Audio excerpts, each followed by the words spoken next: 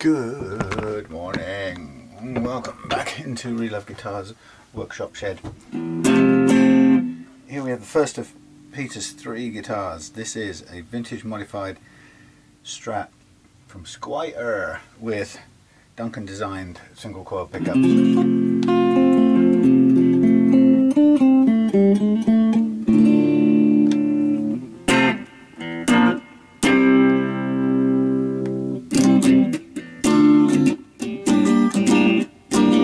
Lots of twang.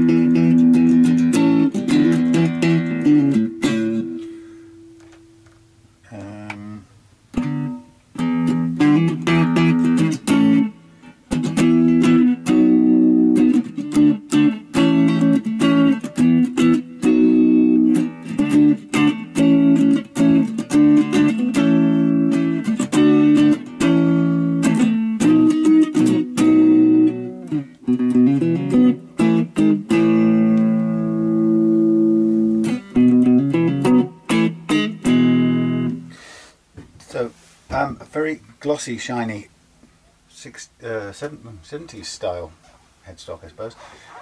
Really nice wood. It's got a quality feel about it, these vintage modifieds. I've had one before, and I didn't fall in love with it.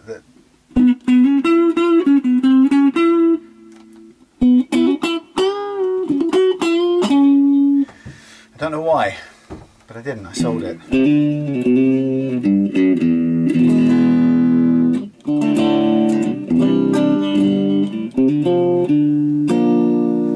It's got everything, really. It's got the honky fluty sound.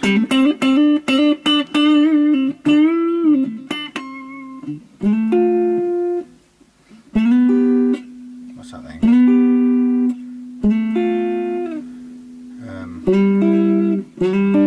That one. Yeah, so it's got all it needs. Duncan designed. My personal reason was, I think it was mainly around the pickups, and also the slightly over glossiness. Now I know it's not a very good reason to not like it, because the classic vibes, which I do like, have a thicker lacquer altogether. I mean, they're even crunchier. This has got actually a very credible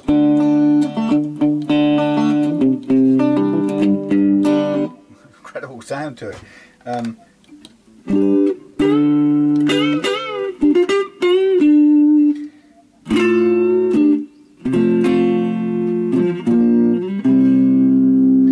Yeah, I mean, it's great for the money. It's no doubt about it. Something about it didn't quite like my candle. I don't know why. Now, interestingly, Peter's brought along some classic blues tone riders to go in here, so that's part of what we're doing today. So that'll be interesting to hear. I'm not an aficionado on pickups at all. It's purely subjective for me anyway. I don't know if there's any objective measures, but for me these were a little too sparkly. I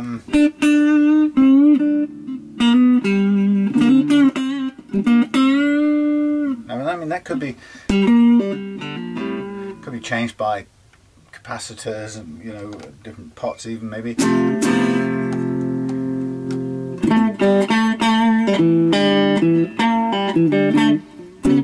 suppose the only thing I kind of liken them to, they remind me of the Guitar Tech pickups in the Encore Blaster series of guitars.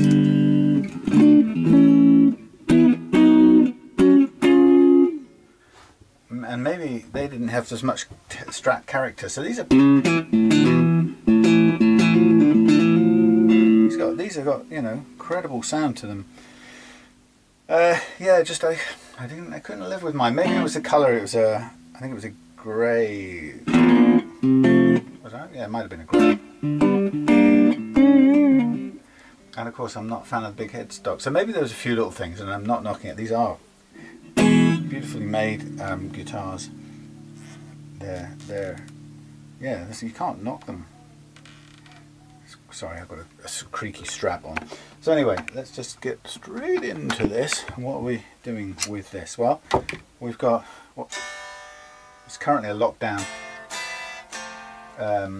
tremolo unit, and I think on this one we're going to leave it that way, but we're going to set the... Oh, I've done it again. Oh, how many times? Oh Lord, I keep thinking it's battery powered, and it's not anymore. It's tied to the bloody power adapter. Anyway, yeah, so this, we're going to leave this as a lockdown tremolo, and we're going to do the pickup swap over, and then we're going to do a little setup on it just to make sure that it can play as good as it can. Now, the one I had before, I recall, oh, I'm so sorry, forgive me, Magic Arm, Magic Eye, Magic Arm. The one I had before required a bit of fair bit of work on the frets, if I remember. This one, the alignment isn't brilliant. This one's about, actually it's about maybe 2.5 mils out, so we need to realign this neck as well, because it's probably worth taking a picture of that before we go any further. But it's off, it's very much off the centre, and what it means is there's not enough room for the top E string, which is the one you're liable to find falling off the fretboard quickest. So if I just take a straight down shot, just to directly overhead shot, and it also, what it also does is puts the strings, or the bass strings, slightly off the poles of the pickups, which is far less of an issue than you would think, because they still seem to play pretty well. So we want to go to kind of there, which will, it'll leave these strings just inside of the poles, and that looks to me, because these are all the same spacing, which really you'd want a sort of maybe 52, 50 or something like that. But judging by this, I expect that's a 52, or whatever those are. I think they're all the same. Hence this, when we've got it right, both those E strings will be inboard of the outside pickups, if you get what I'm saying. Right. So it's a matter of setup, but changing the pickups first and foremost, and taking out the Duncan designed ones. At the moment, it's just a quick, what I'll do is take off this paper in a minute, and we'll jot on the board what's what. So at the moment we have, I don't know how this camera angle is working, I'm trying out this Magic Arm thing. We've got about 1/10 of a mil of relief, and I'm only going to put that in as a working number, 0.1 mils. That is not precise, but it's an indicator, it tells me it's low. Now with, at the moment we've got what appears to be about 0.5 of a mil, maybe a little less over the first fret. I'll get a feeler gauge onto that in a minute, but it will need a very small downward adjustment, and now I've got a magnet stuck to there, which doesn't help. And then we've got, it doesn't look too bad, 1.5 at the bottom end, but high on the side, so 2.3. So we go 1.5, 1.5 to 2.3. So that's low E and then high E, which suggests you might find there's some choky frets going on up here, or it might be if we lower it down, but we don't know.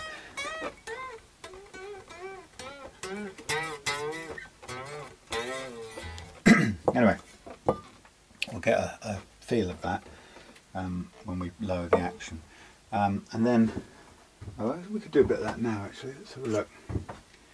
Let's see what we've got.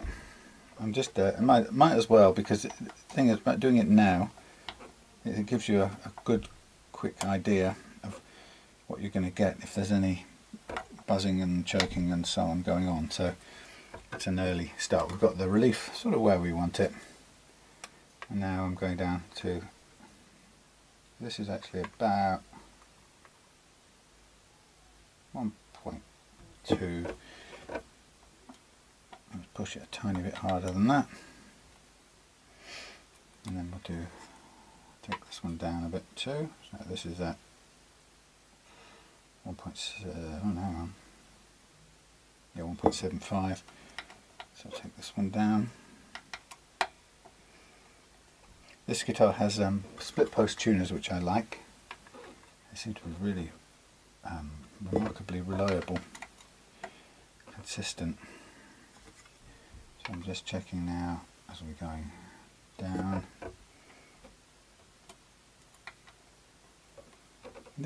Setting the action at this last fret usually takes a little bit of toing and froing as you go through. So that's just over 1 and a bit. That's 1.5 easily, a bit too high.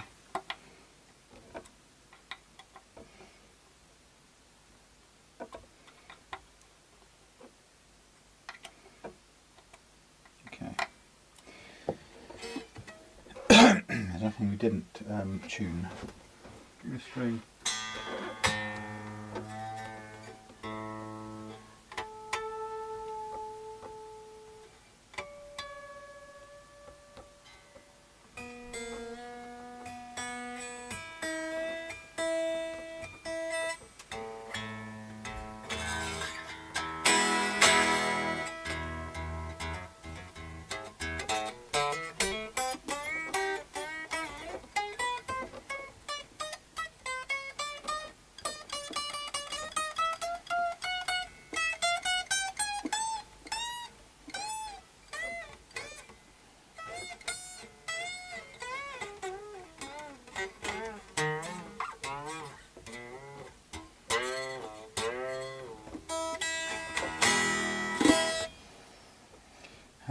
This one is sticking up too high.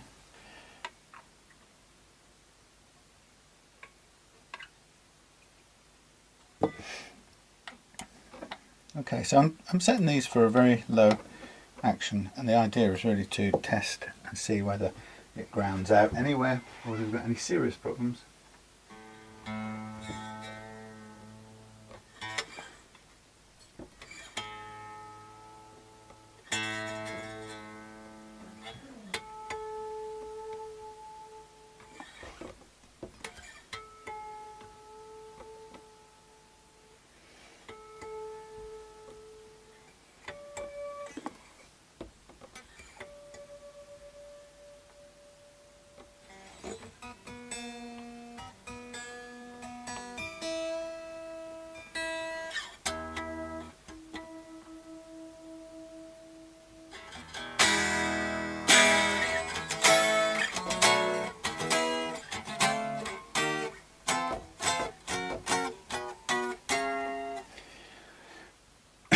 Oh, sorry, that's pretty good actually.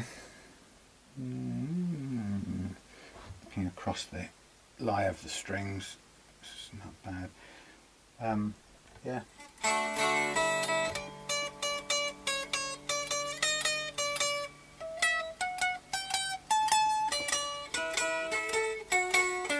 A little bit of buzz, but not an awful lot. Also, impressively low relief, so that might account for the slight, that little slap you're hearing somewhere down here.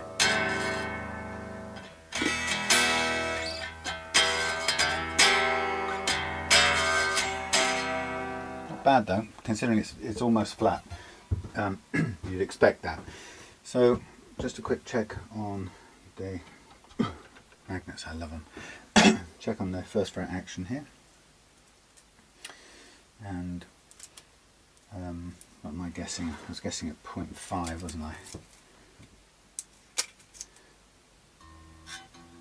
Well, that's lower on that one, but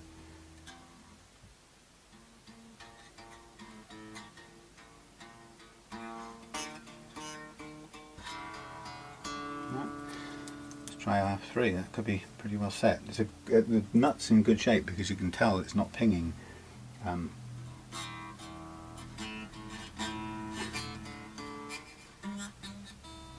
from this side.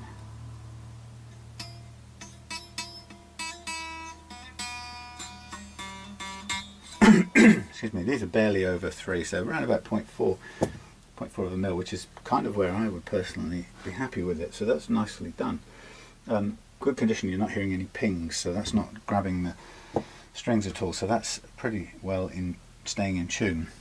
Well, it will aid massively towards it staying in tune. So straight off, everything on this looks pretty good. Now, it would make sense to, I might want to add a tiny bit of relief into that neck. The simple reason is it does feel like it's just just hitting the strings or slapping the strings very slightly. So what I'm going to do is I'm going to just slack off about 1/4 of a turn to loosen the truss rod, which allows the strings to pull. We're going 9s, 9s and 10s, weren't we? That's right. Just check. These might be, I don't know what they are already, so it'd be useful to know if they're 9s.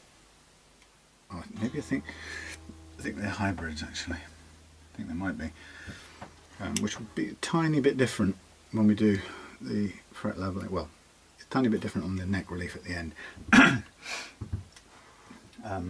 It's just being aware of it. So we're going from, I think, hybrids to 9s, so that we probably do need the slacking off a little bit anyway, because there won't be quite as much force pulling on these, or pulling on the neck afterwards.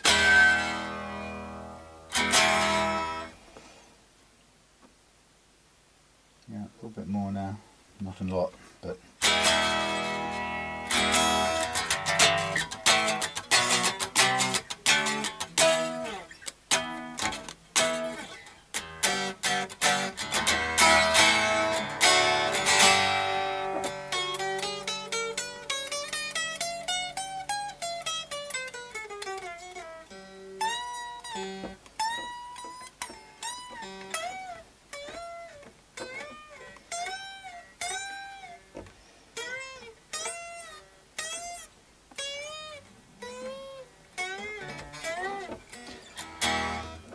it's very good. I'm surprised. I mean, the alignment's not great, and we're going to change the pickups anyway, but it is in surprisingly good shape. So good on Squier Vintage Modified. I'm going to do a very, very light fret level on this, and then we'll change the pickups. Let's see what's under the hood. One of the things that I would hugely recommend on all of these guitars, and I don't think I've got many in, I might have 1 or 2, is replace the metal thing with a tusk nut. Those things, those metal butterfly nuts, clips, no, you know, string trees, sorry. The string trees are, the metal ones are pretty horrible. So I do strongly recommend this. This has got a bit of wear on it actually, so I don't know how long it's been played for, I can't remember. I'm just going to mark off the tops of these. Now I'm going to use, what do I use for this? Let's use we'll keep on with the U channel for this one, but use it very gently. This is quite flat, so the neck is quite flat, so the U channel may just cope with it. I don't know, I've said in other videos that the U channel truss rod is great. It's got sort of a stiffness about it which is really helpful, but on the downside it doesn't quite go to flat, so on a really flat neck it's not the best one to use, but this is, you know, away from flat, so it should be okay to use. Now what I'll do is I'll mark these up, and then I'll retune the strings up to pitch to put the neck back under load, and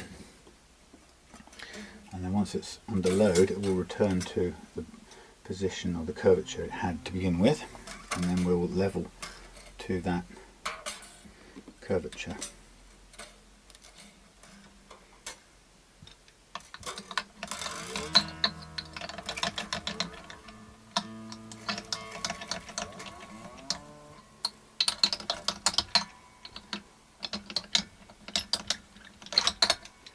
Come on, never quite enough room.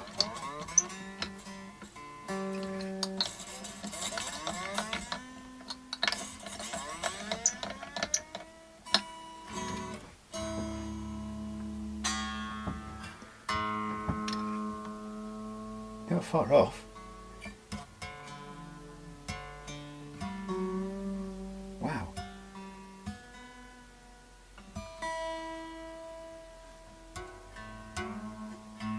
I'm impressed. Sorry about that. I seem to be able to get it to tune without even thinking about it. Oh well, that's what you get for 700 setups, isn't it? Okay, so this is pretty good condition, so I'm really going to do this lightly. And I've got a choice of... Where's the other one gone? Come on. A choice of two. Two? Yeah. Oh no, wait a minute. There, two different truss rods that I use. This one is probably a gentle one. Let's try it. Let's try that one. Let's see what it feels like. We'll go backwards to the original. It's a bit more adjustable. So the point about this is we've got to remember that we have everything set as we want. So we've set the neck action. Sorry, the playing action. Checked the playing action at both ends. We've set the three main variables. Let's call them the neck relief first. I've opened it up a little tiny bit because it was getting a bit of fret slap. So we've got set the neck relief first, about 0.25 mils. Check the nut first fret action. That was pretty good. I'm not even going to mess with it actually. It was that good. And then we set the bridge, or the last fret action as I measure it. Those are the three kind of prime variables. And now what I'm going to do is what I've done is I've used those little brass feet to tune my fret leveling truss rod, which has got sandpaper on the underside. I've set that to the same curvature as the neck, and so I'm going to I'm now using very light sandpaper on there to level these frets where necessary. Quite precision actually, it's quite fine. And what you can do is just do it for a little bit and then you stop and you check what's happening. And so we're getting a little bit there, some there, a little bit there, a bit there, a little bit there and there, tiny bit there, nothing there. So I'm looking at that thinking, okay, is that configured right? Because it's cutting in two main spots. So I'm going to, as soon as that happens in my method, I go back and I recalibrate, thinking maybe I'm too flat, maybe there's a gap in the middle. And sure enough, it is a little bit flat. Right, so I'm going to add this tiny amount of curvature, and it really is tiny, and you'll see that will be now very quickly hitting onto the middle nut.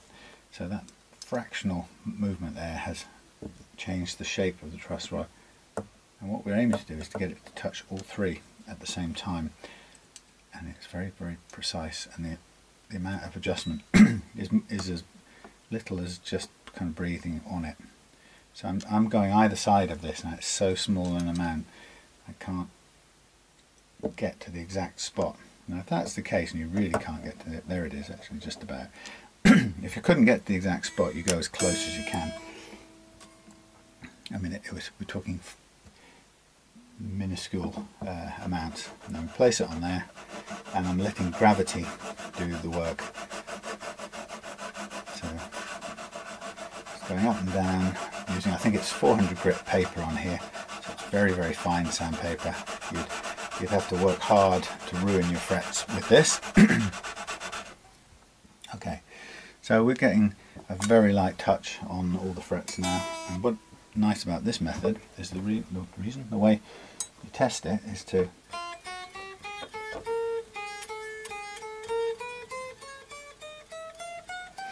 put the string back in its place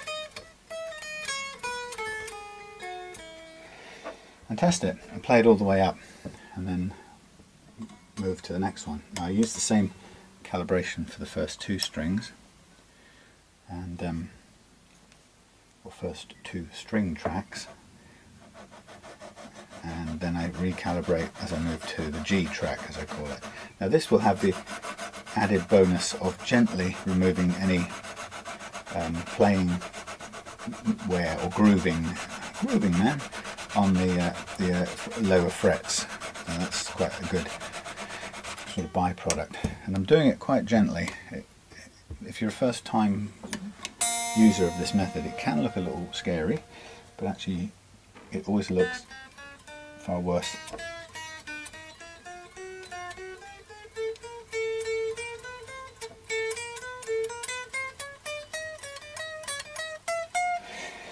Always looks far worse than it is.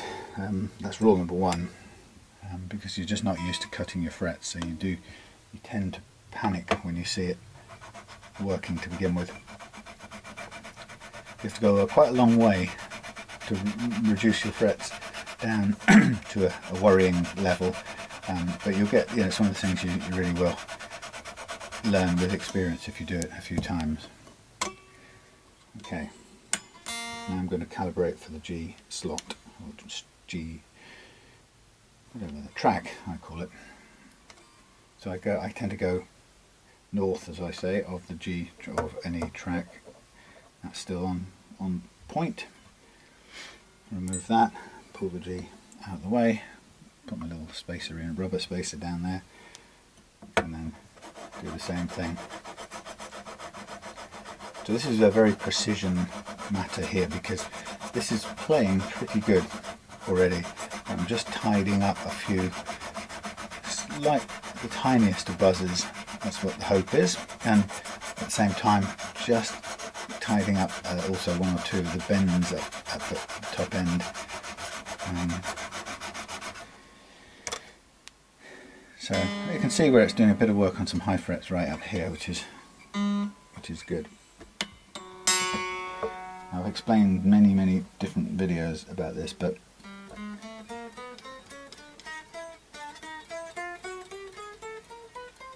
it's not bad actually. There are a couple of reasons why I use this method, and it's not primarily because it's more accurate. It happens to be fractionally more accurate for a simple reason, that I'm leveling frets with the guitar neck under compression the way it is when you play it.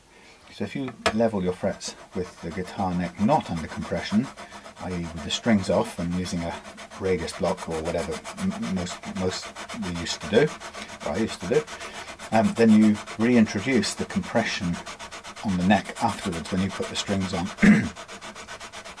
Believe it or not, the effect of that compression is to slightly push the frets into a different place than they were, and that's only a small amount of accuracy, so it's not the principal reason why I do it that way, but it's a small byproduct or benefit byproduct. The main reason I do it is this way, is because actually, because the strings are on and you can play a note and stop, try the note out and keep leveling until you get the note playing at the action that we've chosen. It means that you always stop when you've got the action you've chosen playing well, and no further. And you can't know that when you do the other method, which is sort of strings off and just running with a radius block or a fret leveling file. You're aiming, when you use those methods, you're aiming for effectively an arbitrary measure. You're aiming for completely level frets, and that's costly in fret metal.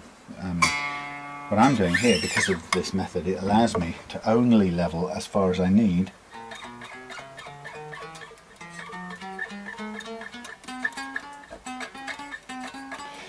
Only as far as I need for the chosen action, and that means that I can leave some unevenness in the frets, because I don't really care about it. That unevenness is below my chosen playing action, so there's no point continuing to remove fret metal to level out something that I'm not getting anywhere near because I haven't chosen an action that runs into it, if you see what I'm saying.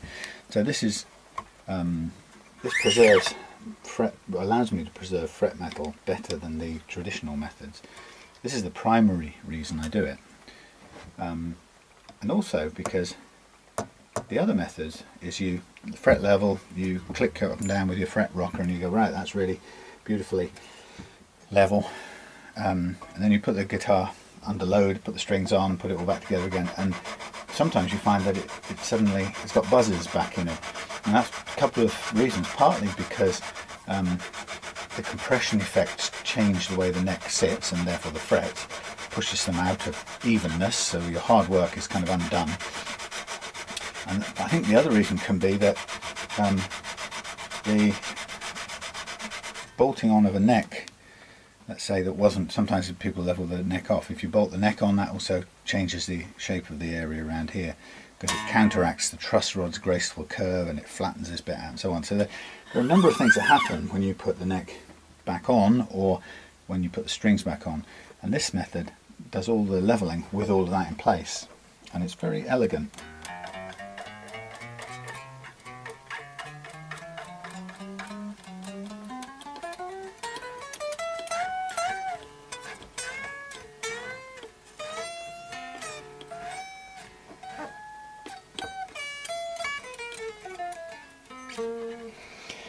I'm happy with that. I'm going to stop there. We're going to sand all of that out to a nice smooth, shiny, playable finish. But yes, that's what I call the banana method, sort of cheekily so named in homage, or a gentle poke, a fun poke at another tool that I learned the method from. I started off using then for kind of slightly bizarre reasons I wasn't able to use after that. So I had to improvise and innovate, make my own, that's the word, improvise. And I found that I could improvise a perfectly effective tool that you've just seen for practically $0, £0, whereas the tool that I learned the principle from costs you 150 quid. Now, to be honest, it's money worth paying if that's where you learn this benefits, the advantages of this method, because it's the person who came up with it absolutely did a great job of bringing that to mine and other people's attention. However, I think there's 2 points I would make, and I've made several times before, and that is the business model on something. The business model is shaky when something can be innovated in someone's shed, like I've done, and you can do what I would argue for many reasons, and my customers would often argue is exactly the same, as good a job for 0% of the cost. It's just time, but it takes as much time to do this as it takes to do with the other tool that I'm talking about. So that's the first flaw in the business model from my perspective. And the second one is the individual in question was terrible in, I suppose you'd call it public relations, customer service. He just picked fights with advocates like me, with the result that I couldn't use it in the end. It was too much misery. So I didn't. But yeah, so I would always say if you're in business, no matter how good the principle behind what your invention might be, if you really are on a sticky wicket, if somebody can innovate it, or improvise it at home for peanuts, actually I'll do the prep board afterwards. You really can't, imagine that going into the Dragon's Den and Peter Jones saying, so let me check this. There's nothing here that I couldn't do in my shed with a truss rod and a piece of sticky self-adhesive sandpaper, and the inventor would go, that's right, and Peter Jones would go, well then there's nothing to stop anyone else doing exactly the same, so I'm out. And that's what it'd be. There's no business model really. On the other hand, there could be, as I've said a few times before, if your business model depended on you providing all the good feelings and ancillary information, which actually becomes then the real transaction, and the tool that you might charge a lot of money for is just a doorway into a service, then that's another way it might work. But as a tool that you're hoping to sell at $150 US, if I can make one in 10 minutes in my shed, and it does, for a number of reasons, it does as good as, or as near as damn it as good as, and I would argue better than actually for some reasons, but I won't go into them. But if it does as good as, or as near as damn it as good as what you're paying $150 for, then the bottom line is you are not going to pay 150 bucks for it. You're going to use the homemade one. And who would blame you? And that's basically where it kind of left me. So that's why I use the homemade banana, as I call it. Only banana because it's bendy and because it rhymes with the name of the other tool. So a little tribute. And you know, there's a part of me is a genuine gratitude for, at that point in time, discovering that method, because like many viewers of this, some of my videos actually, it seems counterintuitive to begin with, and if you've been taught the traditional method or you've learned it from YouTube, it's very easy to rail against this and go, no way, that can't work, it's idiotic, how can you, until you try it out and then you go, oh yeah, of course it works. And you know, I sometimes hope that my 600 or 700 setups using this method are at least reasonably good enough evidence to persuade some doubters that it's worth trying out. But believe it or not, there are some people who will still negate my 600 or 700 setups using this method and insist that it's wrong and start yelling and screaming about it. It can't be done that way. Why, you idiot, why don't you do it the proper way? And you go, 600, 700 successful outcomes. No, okay. No, alright, I'll go on your word.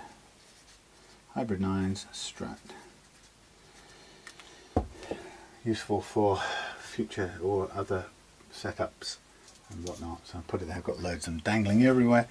Okay, so I'm getting into the process of masking this off, ready to polish these out. But of course, one other thing I can do is to do the electrics on this, and it actually might be just as well to do. No, let's stick with the program, man. Okay, so now I'm running out of places to put things. Let me just hang up this Eddie Van Halen tribute guitar, shall we call it? Other people might call it a Chinese knockoff copy. But I'm going to call it a tribute to a famous and iconic guitar. I'll stick it behind there, it's safe from any troubles. And then you can put this up on the temporary peg. Is there another one over here somewhere? Where have I got some at the back? No, I moved it right over the back, didn't I? Of course. Okay, so look, what I'm going to do is I'm not going to bore you with masking all this off because it involves cutting bits of tape, so I'll do that off camera. I'll come back when that's polished and we'll go into the changing of the pick-ups. See you in a minute. Okay, so oh yeah, just check that. Is that, yeah, that's set to airplane mode. Okay, so we are on Magic Arm camera, very good. We are not on with the soldering iron yet, so we're going to replace these Duncan Design things with these Seymour Duncans. No, not Seymour Duncans, Tone Riders. Now, they, let's have a look at this thing. These are, what are they, three? Yeah, are these 3-wire? I can't even tell. Yes, of course they're 3-wire. Yeah, so there's a, oh, what they've got the red and the black going to ground, and we've got the white one goes to the lug on the switch, and these are two, basically just two, so it's a hot and a cold. Okay, so, and they're thankfully not labelled. Yeah, it's interesting. So they aren't labelled. They've got staggered poles on them. They're not labelled as in T North, T North, TC, TRSB. Well, it could be B. Maybe it is labelled M. Yes, they are B, M, and N. Okay, bridge, middle, and neck. Right, so we're going to unhook these. So I'll turn on my soldering iron. Unhook these. Replace with Tone Riders, but you know, what a mess. I mean, no, it's not a mess. It's a lot of loose wire. That's what I mean. This has been. I don't think this comes from the factory like this. I don't see many of these, and I can't remember what the inside of my one was when I had it, but maybe it does.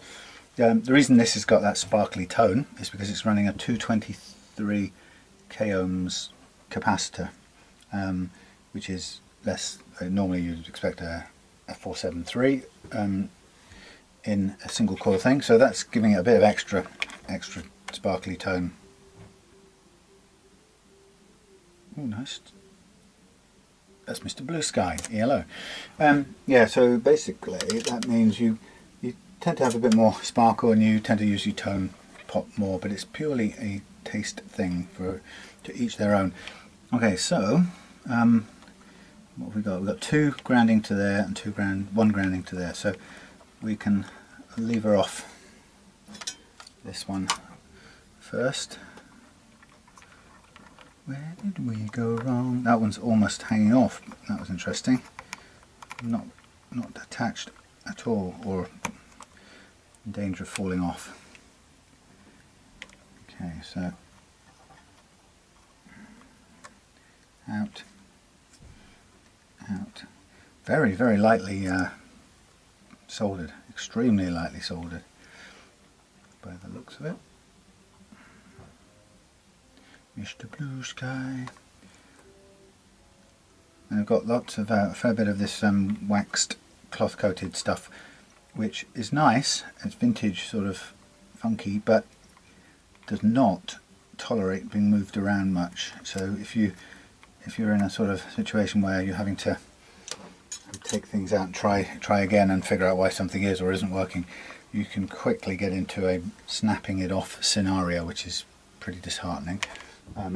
You know, if you've had to take the cover off and on a few times, you really need to double check to make sure that you haven't started to weaken the joint, because that stuff is very fragile.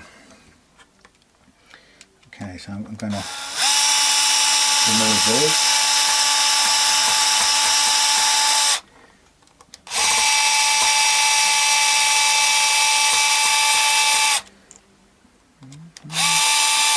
Mr. Blue Sky, please tell us why you had to hide away for so long. Where did we go wrong?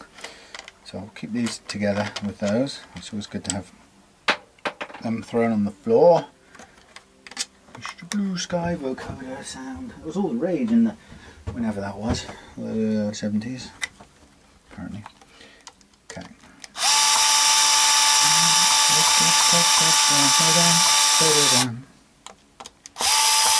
So currently, this the guitar is hanging up over there, and it's leveled, frets are leveled and polished. I have to remember to reposition the neck when we put it back on, because it was a little bit off. Well, when we put the strings back on, we'll have to, first thing to do is realign the neck to get it in line with the poles, and also to reclaim that fingerboard real estate, so that it doesn't, the top E doesn't fall off. Okay, so there's my pickups. What I'll do is I'll just split off the tape that's holding them together, because that's going to just get in the way from storing them.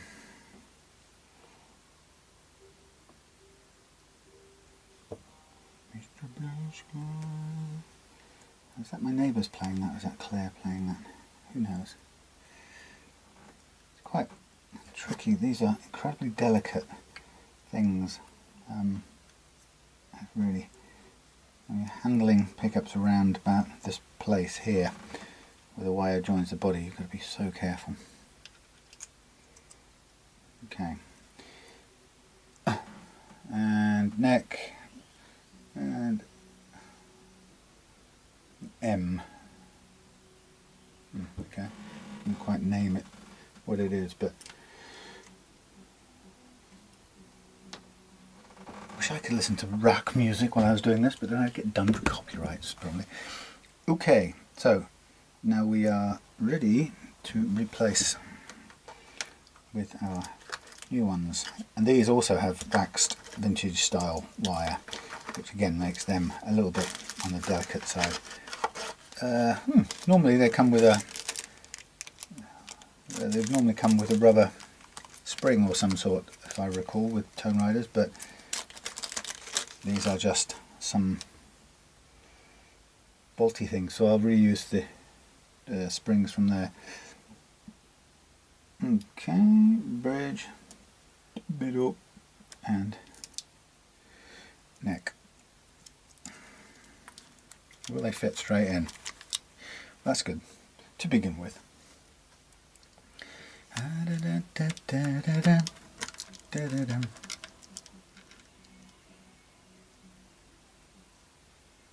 Blimey, sounds like proper Rock and Roll Hall of Fame. Actually, it sounds like Guitar Hero playlist, all the classic rock tunes from that video game. Come on. Are you serious? Oh, come on. It's supposed to be going through. It's biting.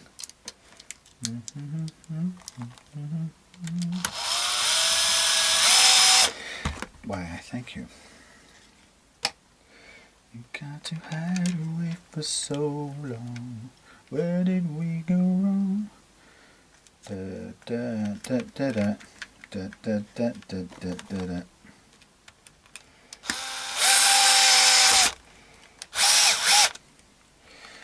Mr. Blue Sky, please tell us why. Right, okay, more springs, please. Twang. More springs. So, fiddly to begin with. Fiddly and careful handling required, which is never an easy proposition because you're sort of almost always holding something in a bit of an odd angle to get it to work.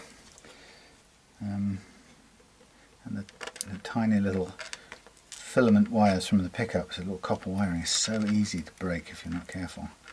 I've done it on more than one occasion in the beginning, until I learned that it was that easy to do, and then I was a bit more careful. Okay, so on a straight pickup swap out, it should, as you can see, typically be a fairly easy process without too much grief.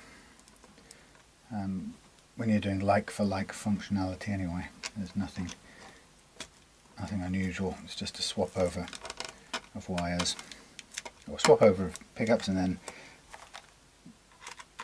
replacing the wires where the original ones were, and then dropping the thing now and then like that. Not a lot of room for certain things to happen, like this. How do I get the spring in there? Sort of.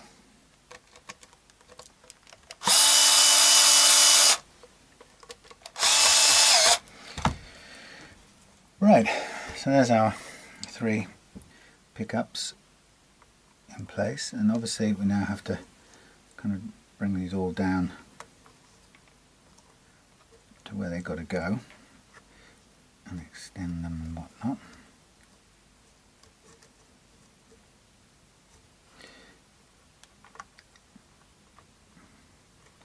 I tend to sort of bend these up and go north of the other ones, and then north of the pickup I should say, and then that one goes to there and then bends right angles there. So my aim would be to join these two together first, and I'll get a couple of cable ties. This helps things along a bit. So the first one would be join these two together.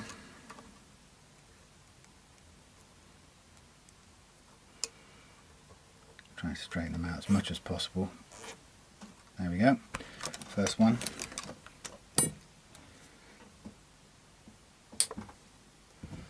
And then, to help things along, the issue here now is we've got to get the black wires to one place and the white and yellow to another. So we can, well, not one place, we could have them all to the same pot actually. So if we just bring them out of the way, now we've got these 3 It's a poltergeist. Get these three together, and then we can look at where they got to go. Well, let's say they all go to the same place, right? We could take this bit and bend that round. They're not all the same length, helpfully. Bend that round to there. Bend that round to there. Bend that round to somewhere like there. Okay, well, let's say if we put them all in the same place, and there's absolutely no reason not to, because it's still grounding, it's the same old, we can lock this lot off like that, not like that, like this. Just keep it sort of tidy and out of the way. I mean, cable ties like this are very inexpensive, so the more organised you can feel, the more virtuous you tend to feel. And then you can also attach those to those.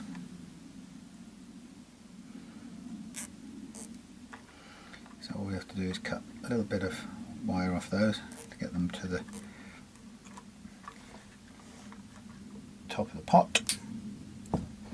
And then these bend round. Now all you have to be able to do is trace which is which. That's the only important bit.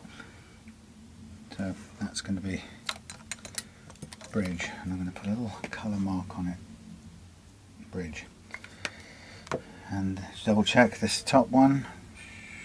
It's under there. Neck and middle.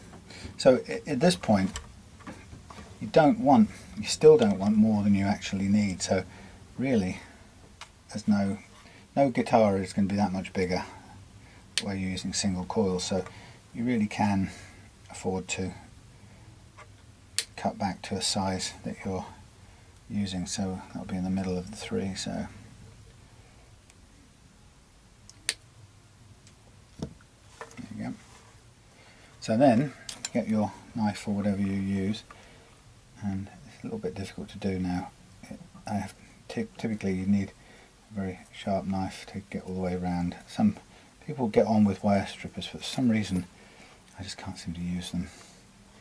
So I always do it by hand.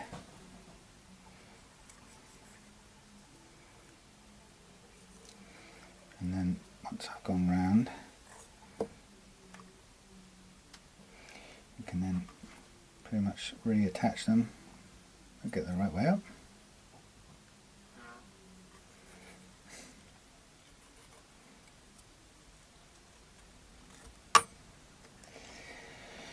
And then we'll cut a bit more off these earth ones so we can kind of jam them all together onto one place.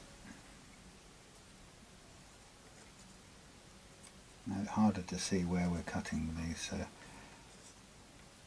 really have to be able to get all the way around.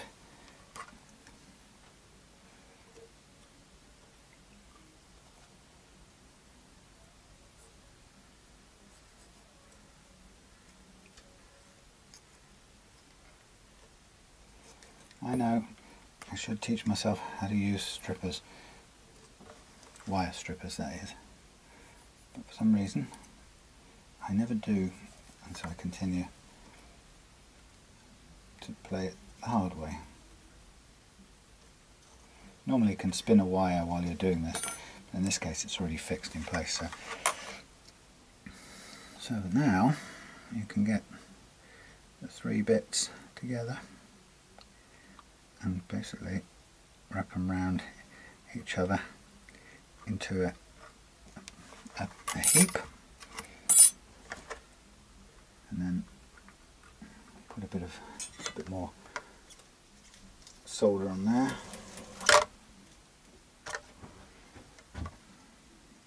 Hope you can see all right. It's got quite a bit on there already, but we'll add a bit more for grip, the sake of grip. Load this up as well just to help things on.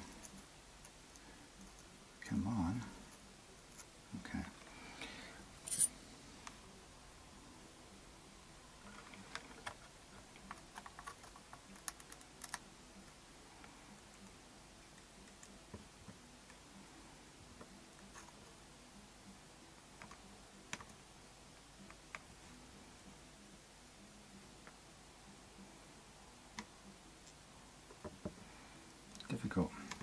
quite difficult to get the heat to permeate through this.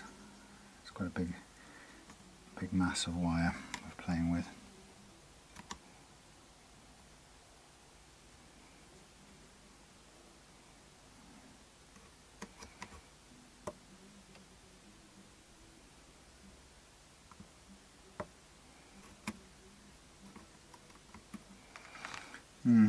Not massively thrilled with the heatability of this tip on the gun at the moment. Now, here's some stuff I bought from China, recommended by Ricard.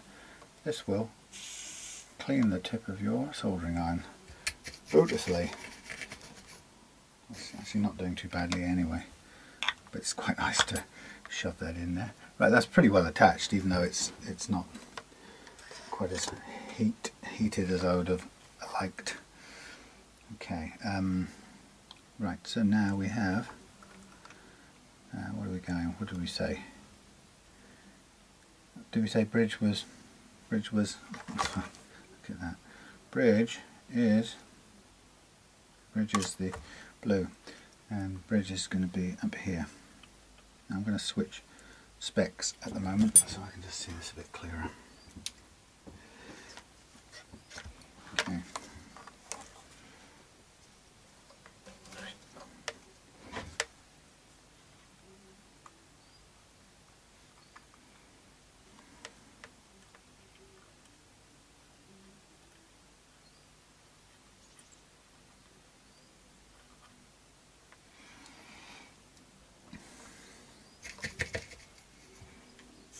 I don't really know whatever this stuff is I'm putting the tip into. It seems to work, whatever that means. It looks nice and shiny and clean. Okay, so that's on. Let's just clip the excess wire off. Then we go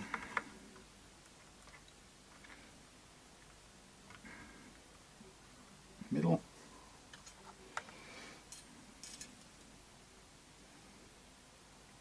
I might just heat up my old, rather crude soldering iron, just to get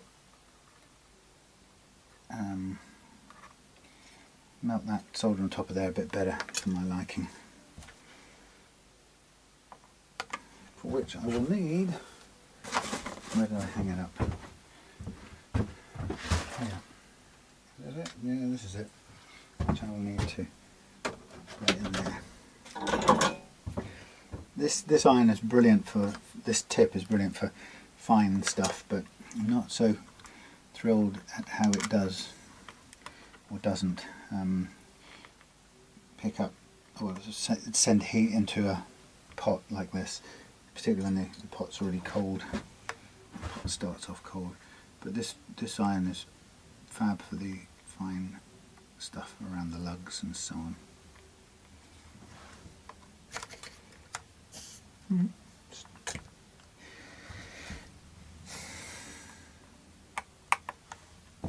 Okay, so there's me hots wired in, nicely tucked out of the way. Let's wait for this one to heat up. Weird.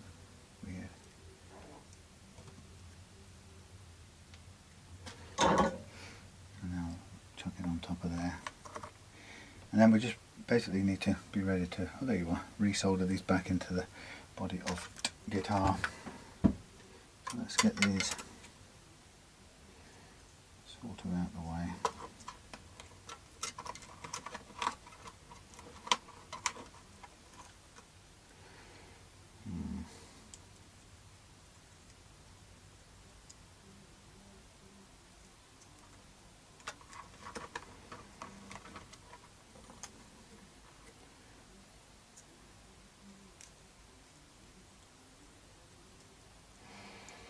Leaving the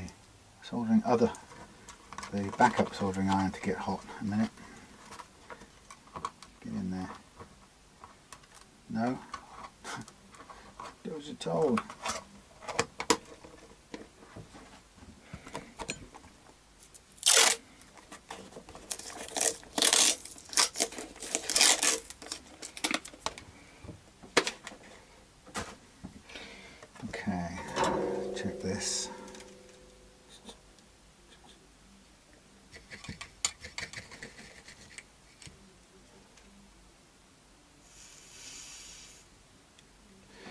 cool, whatever it's doing.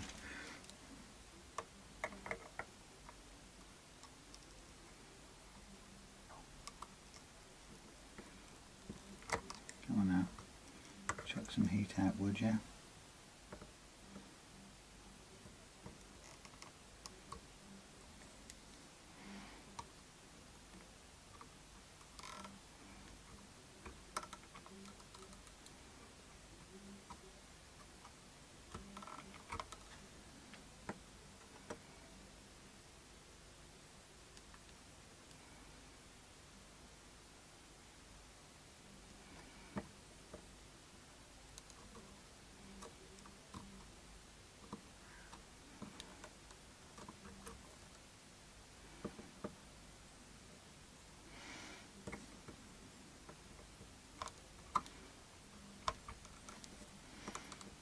Come on, heat, I can see you now. You want to work. That's better. Thank you. Finally. Good. That's what I wanted. That extra bit of heat. So let's do that thing again, just for fun. Whatever that thing is. Okay, so let me turn you. Oh no, keep you on. Hang on, keep you on. We need you on because we have to put you back in the guitar and reconnect all the salient points. Oh, stupidly, that goes on there.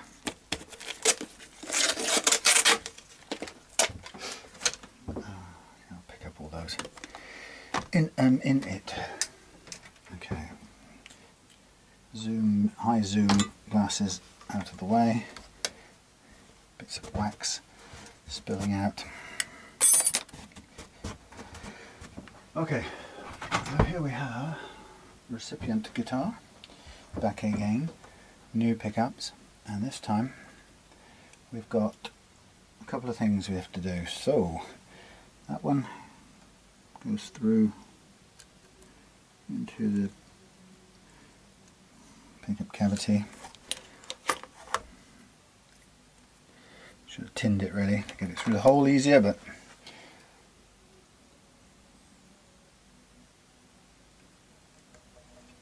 oh come on, go through and stay through please. That's through. Then we've got over the top of that we've got one through to the jack, and then over the top of that as well we've got the earth through to the jack, except it doesn't want to go through for some reason.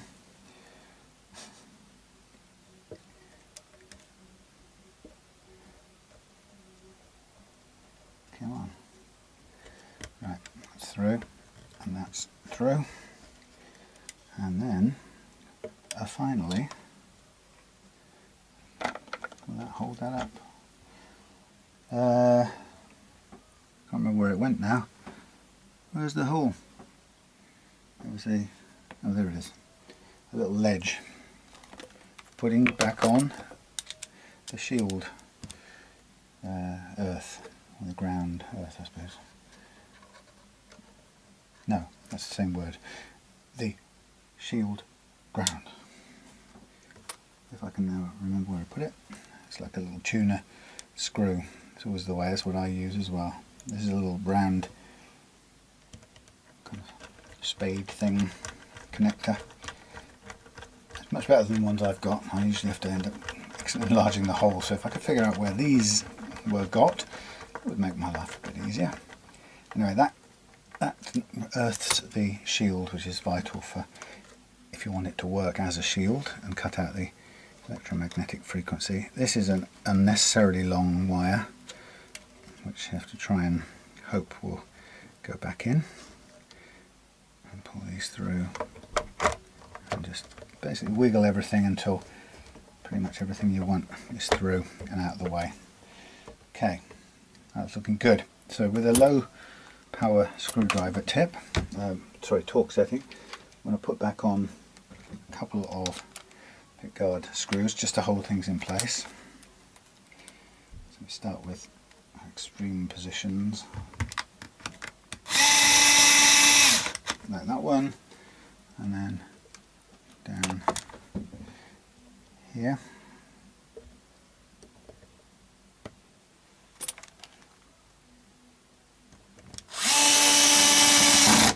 Okay, and just sort of feel around, make sure it's sitting where it should sit. Now this is a tight fit on the neck, so I'm hoping we'll be able to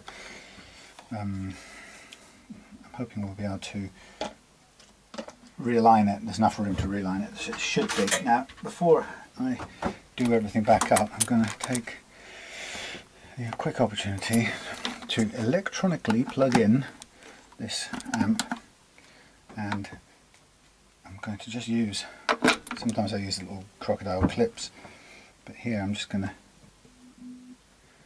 to connect this up.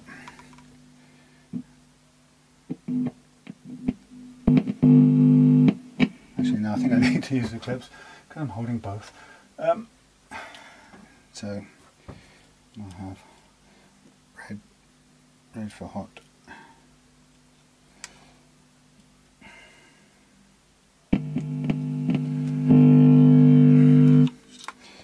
and black for earth. Get on there.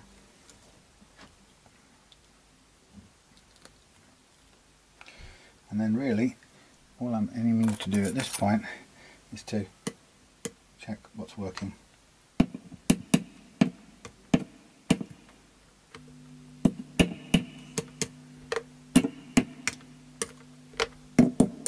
Good. Everything is working. So that's just a quick way of doing it without without committing to it by locking it all down. So you save yourself a lot of time by using a set of little jumper leads like that with croc clips on the end. Of course, I learned that the hard way as well by a number of times of getting things all sorted and in position, locking it down, and then finding that it wasn't working properly and having to take it all apart again and figuring out why, which is always tricky anyway, but it's doubly hard or annoying to do when you've just put all the screws back in place. So I've got another spring to put back in here. So I'm just trying to get this earth thing out of the way of the claws so it doesn't get caught like it did before. Now we'll just get this out for a second.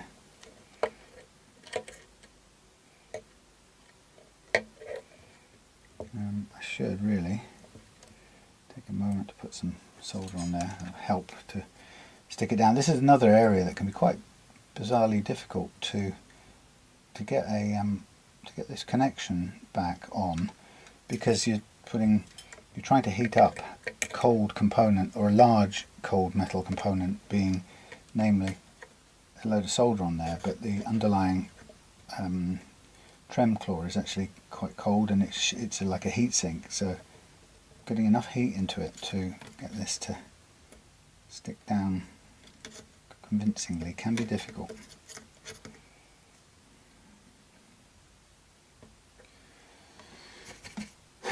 Not impossible, but just can be tricky. So then sort of push this out of the way, and we'll get our other spring back in to keep it locked down adequately.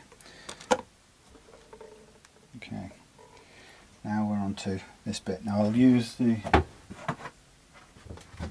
just trod on a one of those things, the cable tie. Now I've now also lost a footing for this. There it is, my little helping hands, which I curse all the time because they're never as good as I think they should be.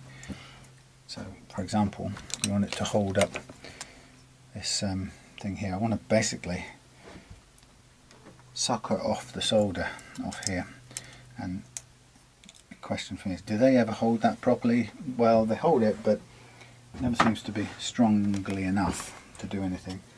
So Also need one new one of these because this is getting old. And I also cut off a piece of wire. I left it in there, but that stuck it out nicely. Well done.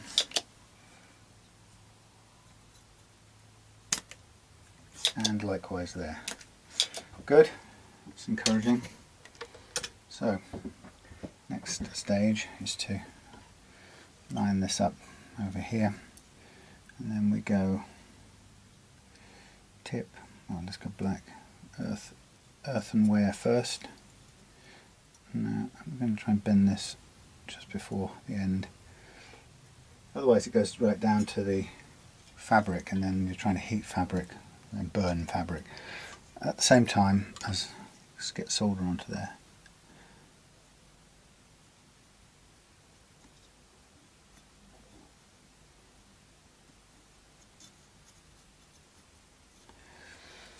Okay, number one.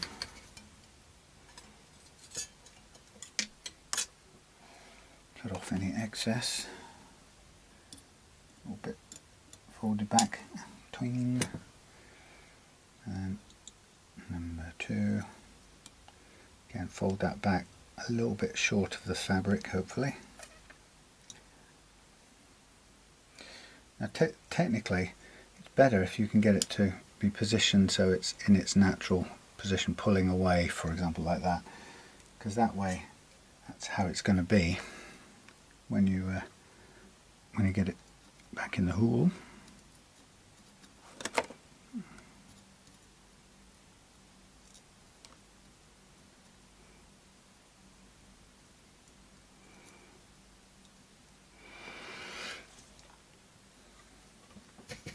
Go on, let's put it in the Chinese mixture. Not that it needs it.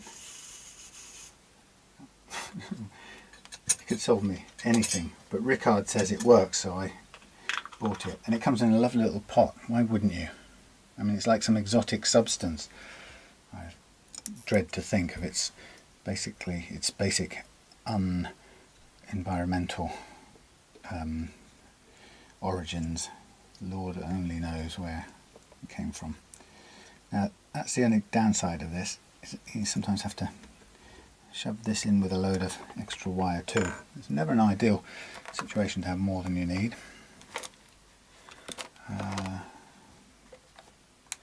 Bit.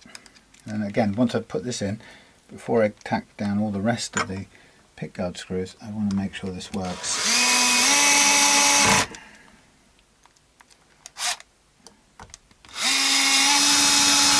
And it could have been really simple had I not done such a clever thing of taking the batteries out of the amp and forcing myself to A, lift it up here where I could have just pressed on down there, B, plug it in, C, switch it on, D, E and F, plug this in. Okay, bit of metal. Lovely.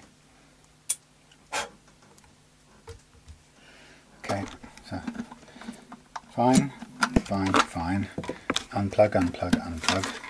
Carry down below. I think I might rethink that idea. Get this out of the way. Get that off. Soldering done.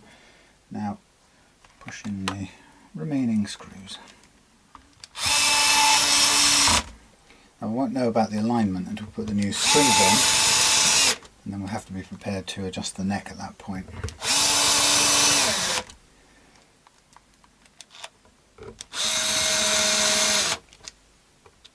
It'll be interesting to hear how these Tone Riders sound with that 220 capacitor. That's usually what you'd find on the humbucker setup, traditionally. But it's not written hard and fast law. You can pretty much do what you want. If you like the tone it produces, then go for it. Okay, these are all in. Right. Okay, so let's get this out of the way.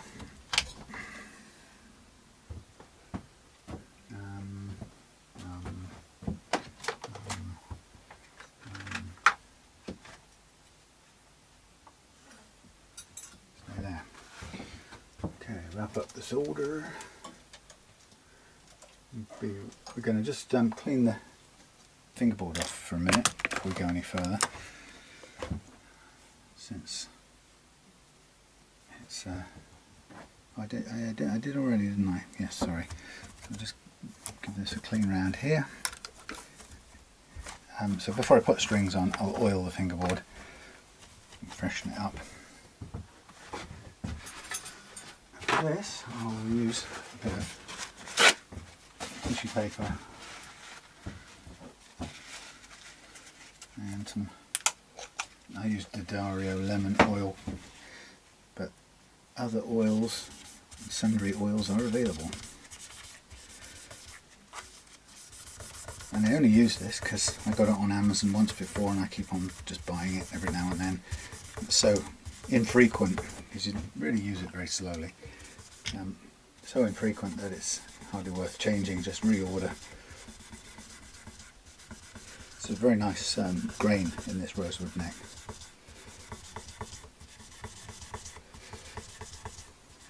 Okay, so they are nicely oiled up.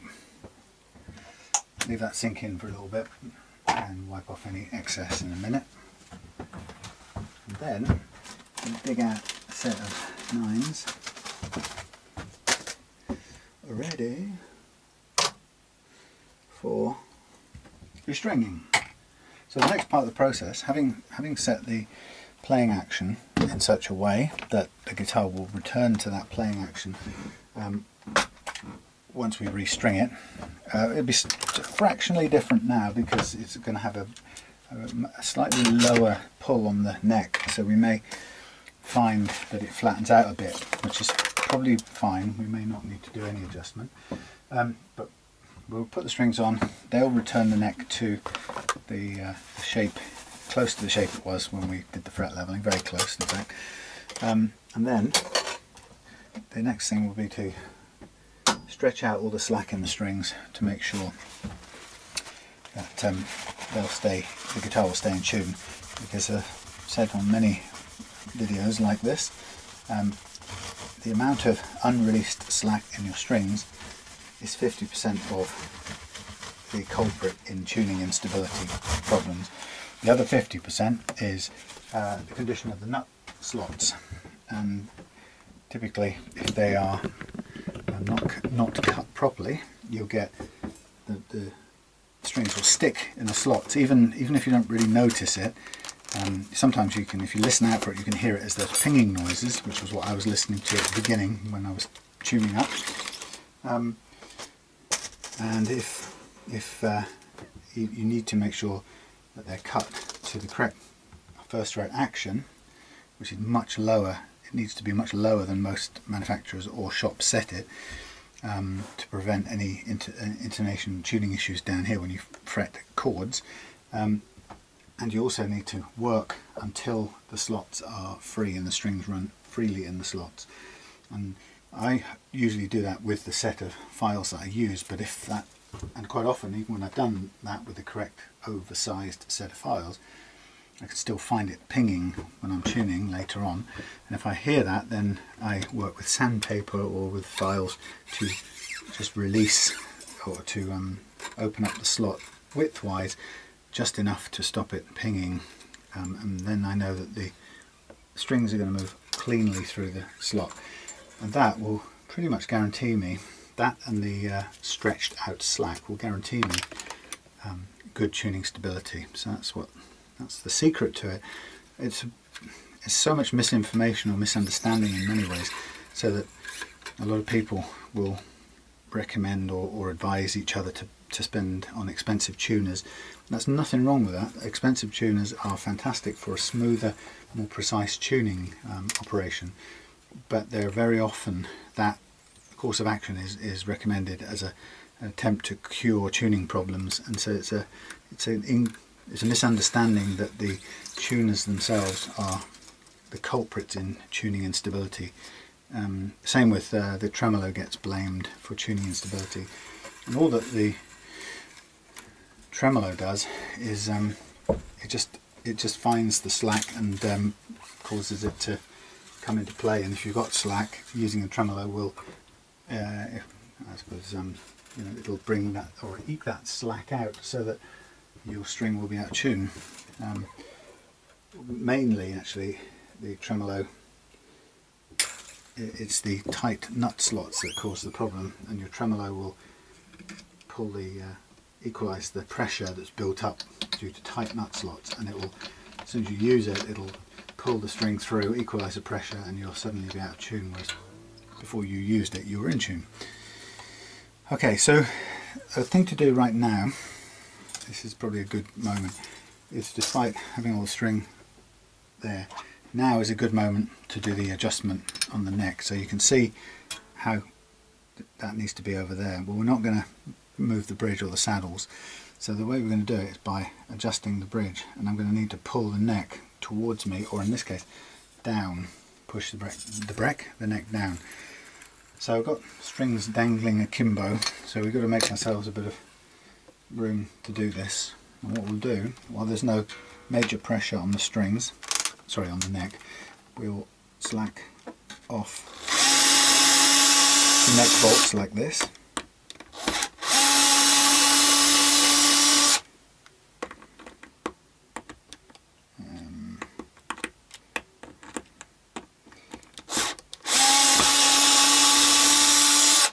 So I'm going to take slack all of them, but move most of them, 3 of them out of the way.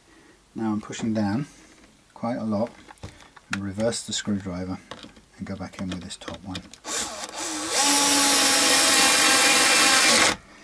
while holding down the pressure on the neck, and then take a quick look. It's better, it's not perfect. Let's see if we get a look down here. It's a lot better actually. We could try a whiff more.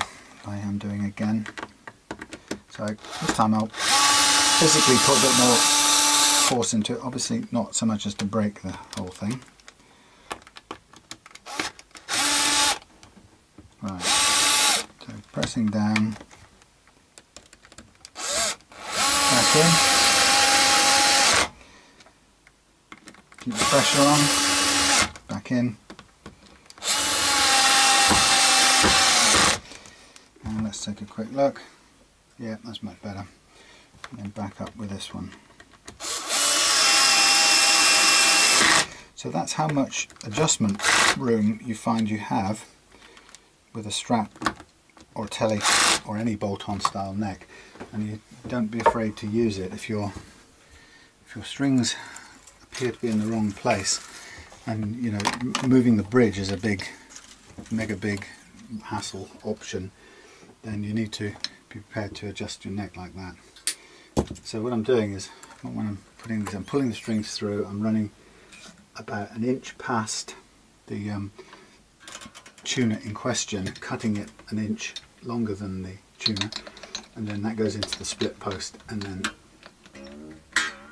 like that. So there's hardly anything in, hardly any string built up. But just make sure when you do this that you first of all ensure that the ball is all the way up into the block, and then you go to the correct next one and you go past an inch.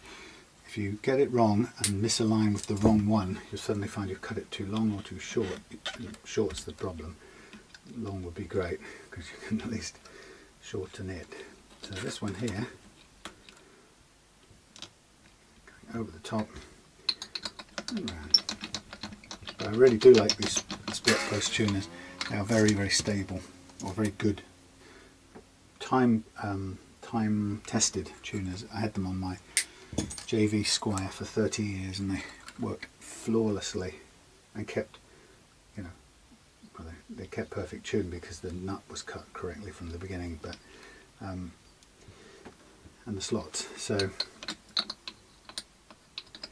but yeah, it was very, very reassuring. Look, see, I didn't get that all the way in. Look at that. See that? That ball had got stuck.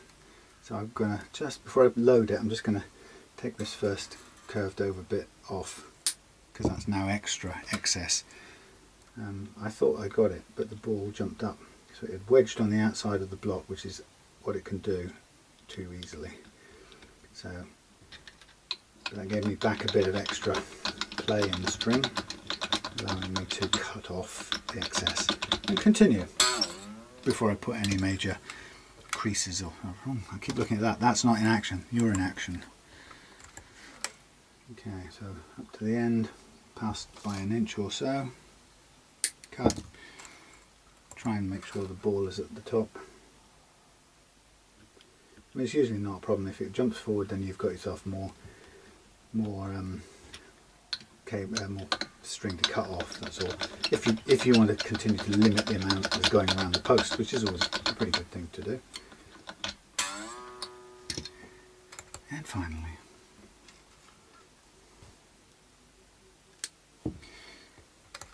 so the restringing of the split post tuners, nice and simple, and nothing sticking out. That's what I love about them. They're really clever design.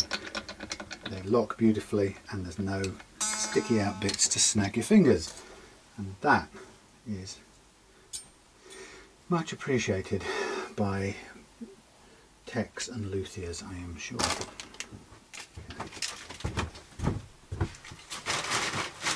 Strings into the metal department, paper into the paper department. Okay, so next important part of the process is going to be to stretch the strings. So notice that I'm doing pushing the string between thumb and forefinger, so it's not yanking it too hard on any of its anchor points. It's kind of using soft fingers as the fulcrums or the anchor points. You can get quite a lot of force into it where necessary, and it's very good for getting rid of that stored up slack. Now if you do this for, I would say, probably about 4 times, followed by a series of stretches, more stretches and bends, you will have such stable tuning that you'll go to your guitar every time you just want to pick it up, because it will stay in tune. And if you notice, the ones you tend to leave alone are not just ones maybe you don't like the look of or the sound, but probably more often the thing they have in common is that they won't stay in tune.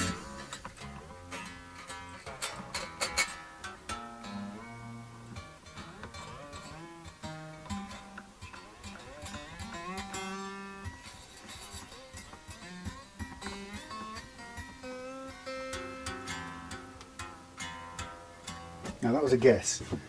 You reckon that's going to be anywhere near being in tune?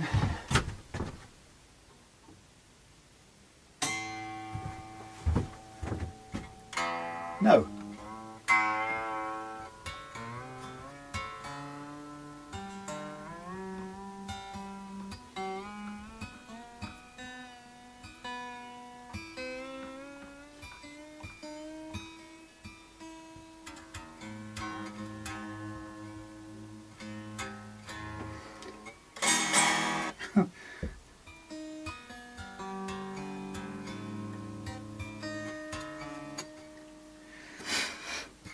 Don't worry, I'll get a note from, where will I get a note from? Oh, my little tuner here. Yeah, I keep forgetting I've got that out here. So anyway, I'm tuning up just to get closer to, when you tune up it's quite good because you can hear the amount it goes out of tune, if you get it in tune in the first place, which I just didn't. But as you stretch, again, you'll be able to hear it detune. And what you find is it detunes less each time you stretch it, and then you're kind of close to it being stable. And I then usually do a few bends and things like that to try to get it perfect. So I don't know if this needs a new battery or something, but it's pretty lousy.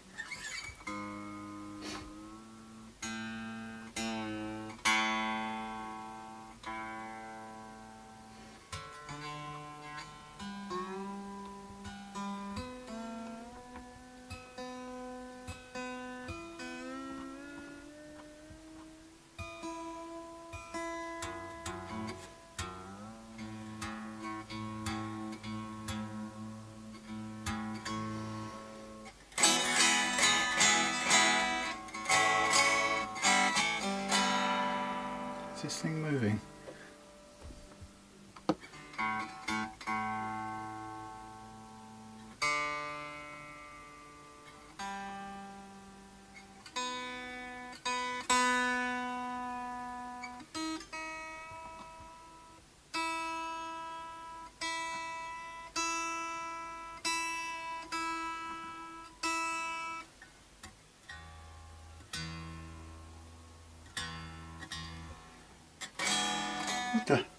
What is going on? Is this slipping off the post? Or is it caught under here? Weird.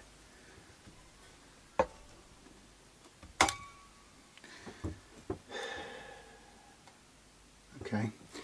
It didn't like that, did it?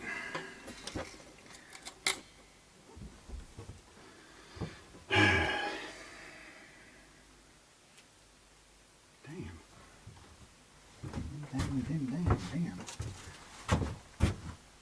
You're going to tell me, did I, was an inch not enough then?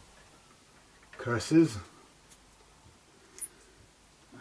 Not so clever, is it now?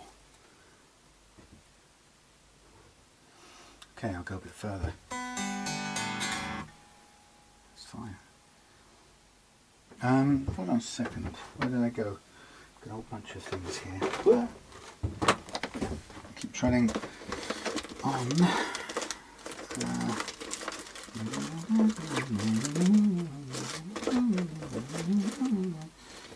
Electric Nicknaround 9s. These are donated. So I should borrow one of these because that one I think is a 10, so I'll keep that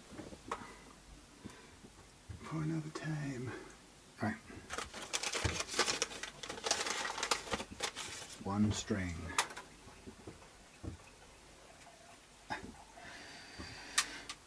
Okay, so what I've just proved is my 1 inch, or not nearly an inch past the post, is not quite enough for the top string. So actually I thought that was more than enough, so let's go nearly 2 just to be on the safe side, because there's not a lot of grip on the top strings. That's the difficult part. So it's possible that they slide off sometimes. I found the same thing, by the way, happened with the what do they call them? Wilkinson Easy Lock tuners.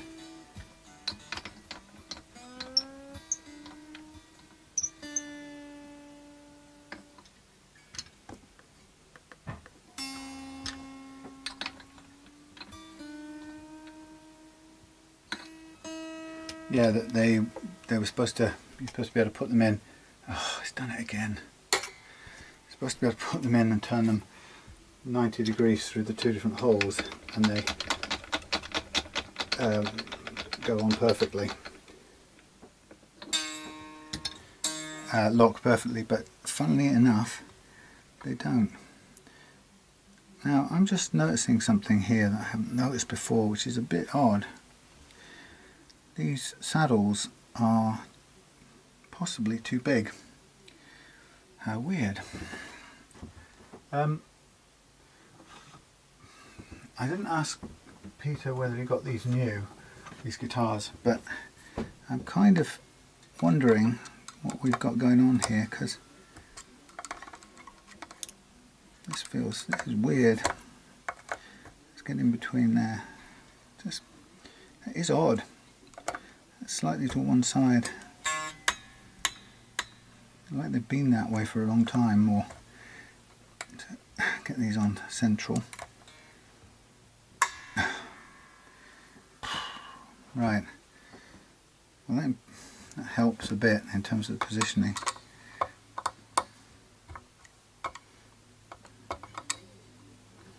Just trying to line this up better.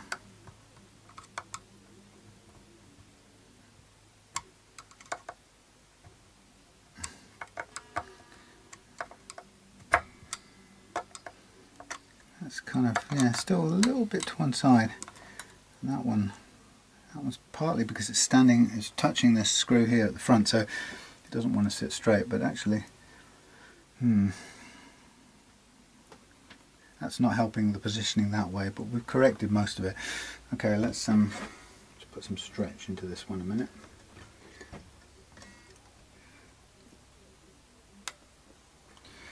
And it's tilting right, it's pushing right over. It wants to go sideways on this little saddle for starters, which isn't brilliant, but that's partly because there's a little bit of a slant here, so if I just overcome that We'll stop it riding that way, but it does raise the action a fraction. But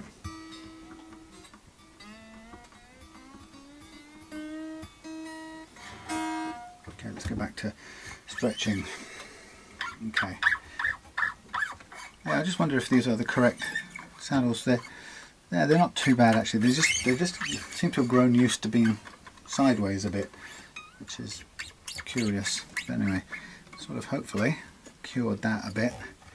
I'm noticing that the strings are kind of reluctant to sit dead center, and there's no groove or anything on these saddles, so the strings tend to wander off and go where they want, which is weird. I think this would improve. Hold on a second. I think things would improve slightly if we were to just get this one off the screw by pulling it away. Well, it'll help it to sit a bit straighter on the deck. And we'll see what the intonation's doing in a minute.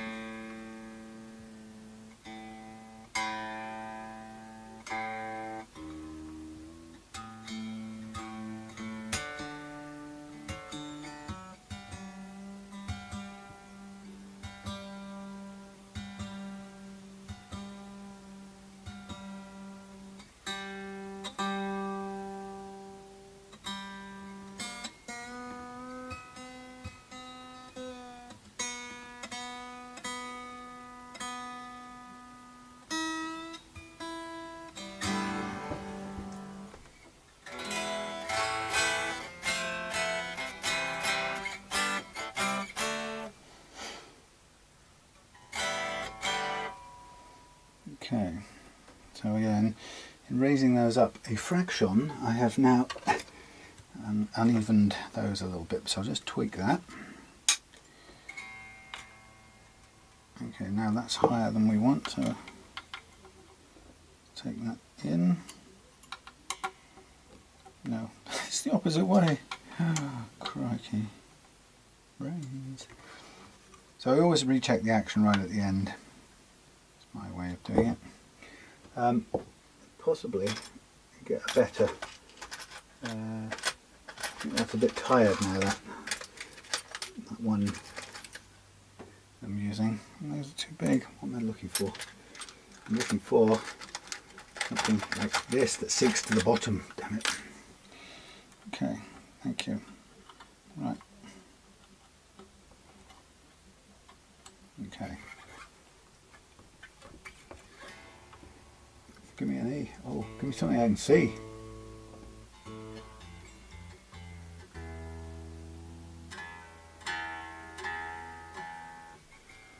Okay. That one's high.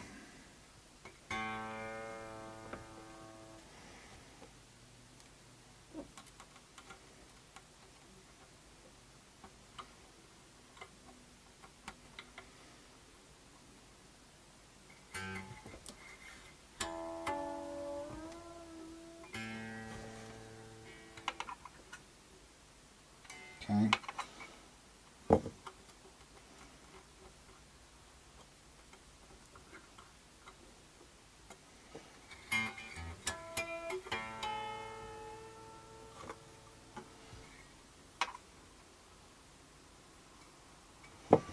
Anything that's still a fraction high.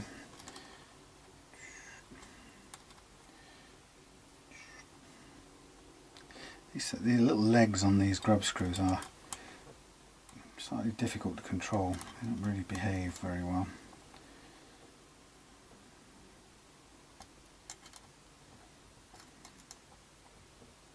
You have to kind of push them a bit to get them to sit comfortably. Okay, so over the top of the hill, down the other side, like that, and we should be okay. Give me a tuning. Oh, looks.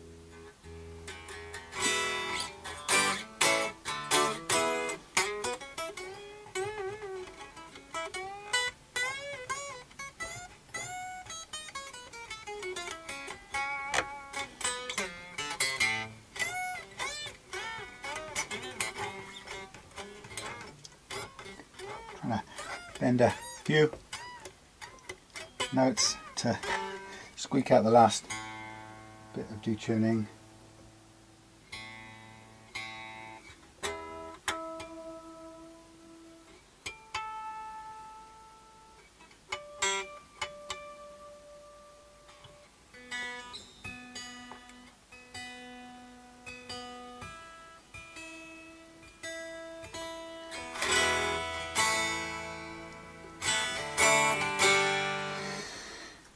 Very nice. Okay, so the next thing I'm going to do is put this on the strap because I'm going to do the intonation and we'll be nearly there. Oh no. Right, I will also stop and pick up as many of my cable ties as I can get my hands on. Bear with me.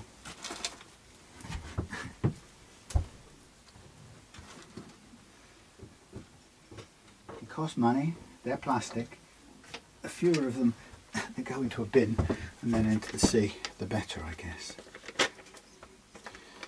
As for why that hurled itself from its perch onto the floor, I don't know. But I think it's a position matter.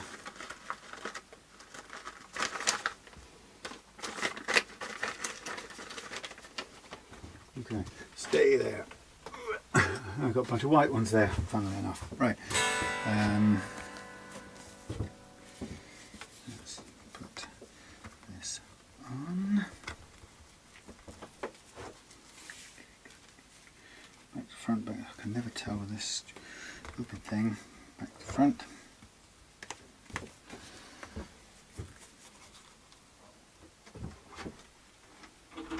Okay. So I'll need also need my phone for this, so I can use the tuner for the intonation. Yeah, this has become quite some palaver ever since I decided this would be a good idea to run it on the mains only. Right. Okay. Talk to me, tuner.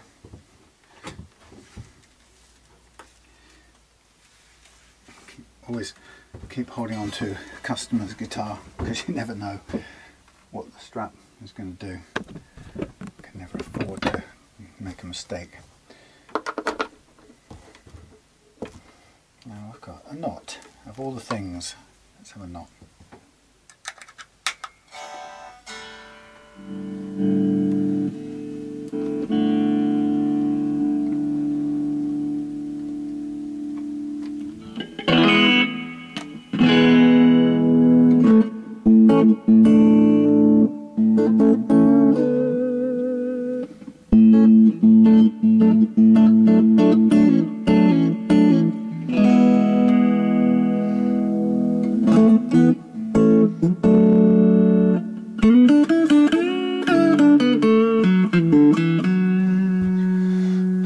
So I had a plectrum over here at one point, and of course that's gone as well.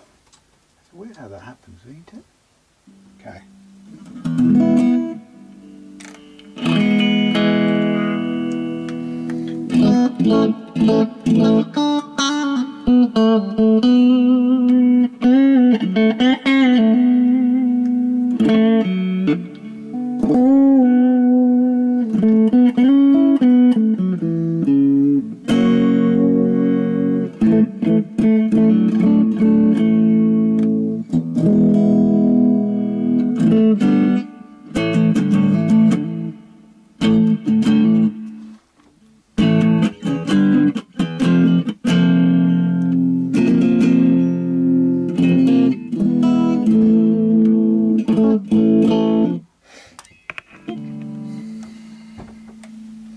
Just going to adjust these here pickups some.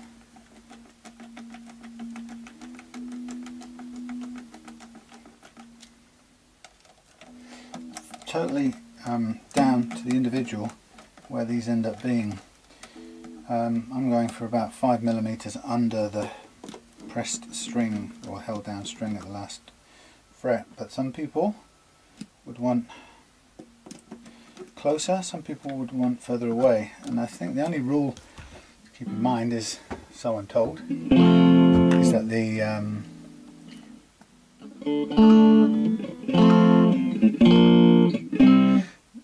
nearer to the strings the pickups are, the higher the output you'll get from them, the more the output, greater the output, but they lose some of the tonal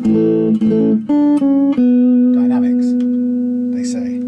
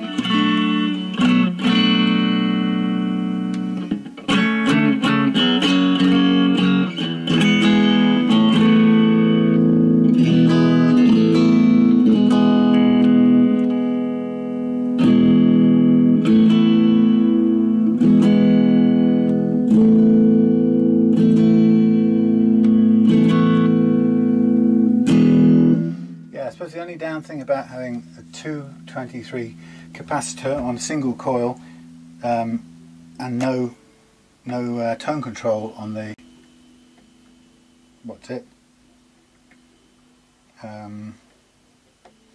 bridge pickup, you get very sharp sound.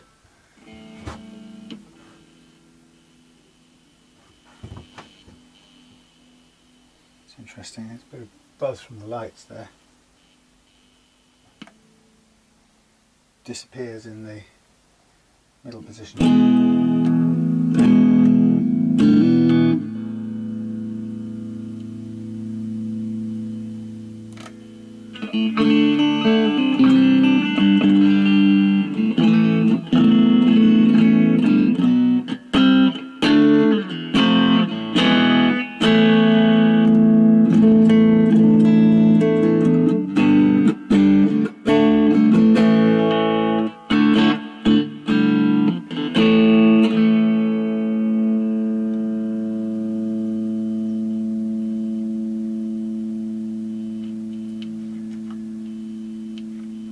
Why it's doing that?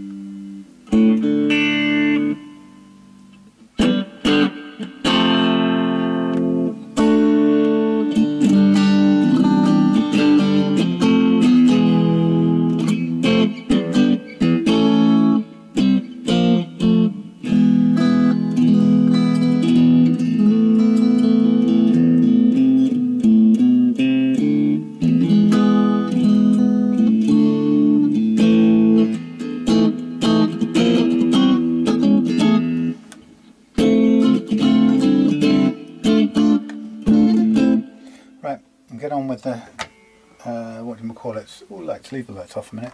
Get on with the intonation.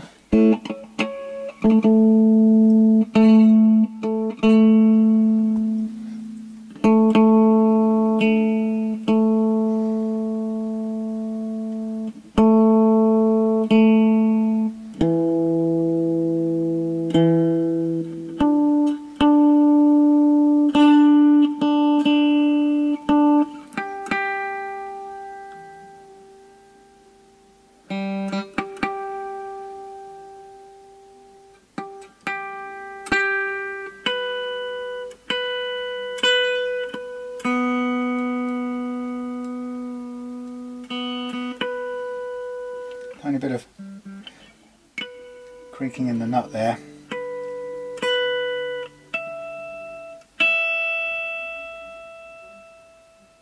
Actually, it could be the string tree, but I think it was the nut.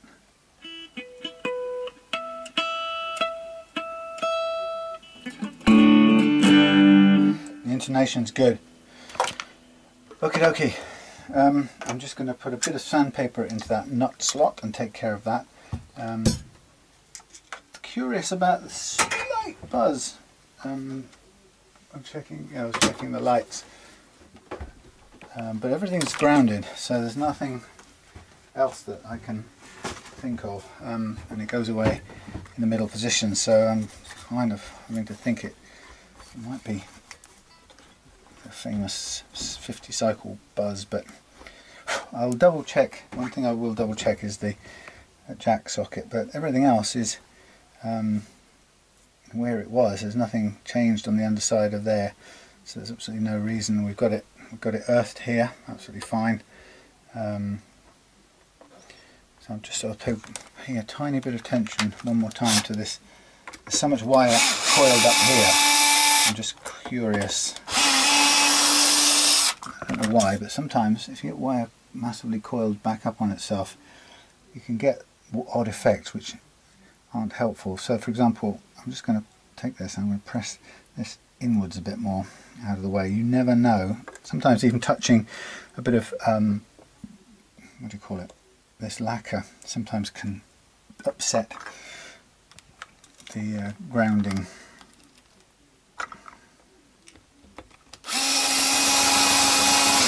Although it's supposed to be, you'd think it would be completely non-conductive,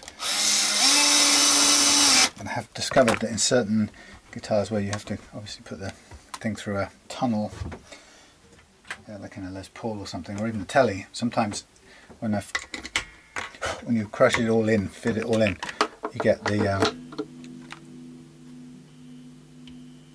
interesting.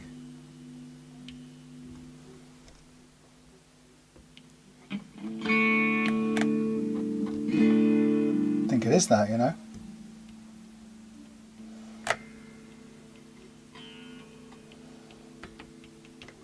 I think it is that.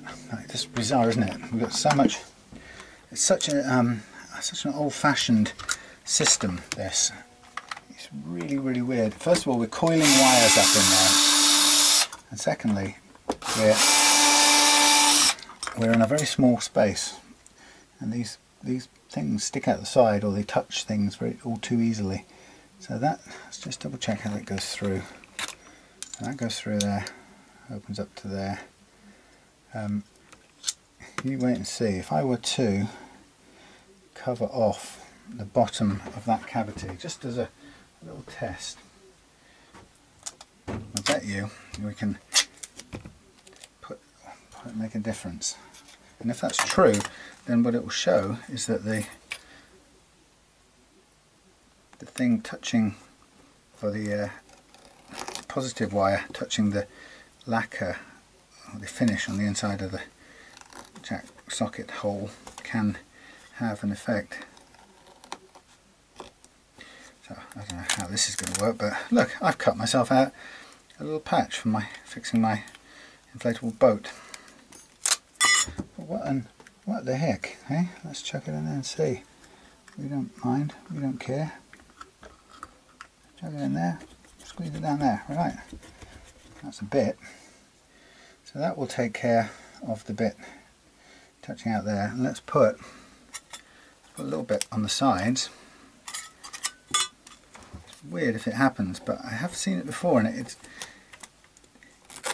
one of these things that space inside there where your jack lives, whether it's a Strat or whether it's in a Les Paul inside the tunnel or a Tele, that space in there is a mystery, and it so often has been the source of problems, which is, you just think, well, how can it be? It's just, there's nothing to it. Well, there's two little live contacts very close to each other and a substance, and the substance is usually lacquer covered wood, and I've no idea if one of those is touching the lacquer. I've no idea how conductive that is.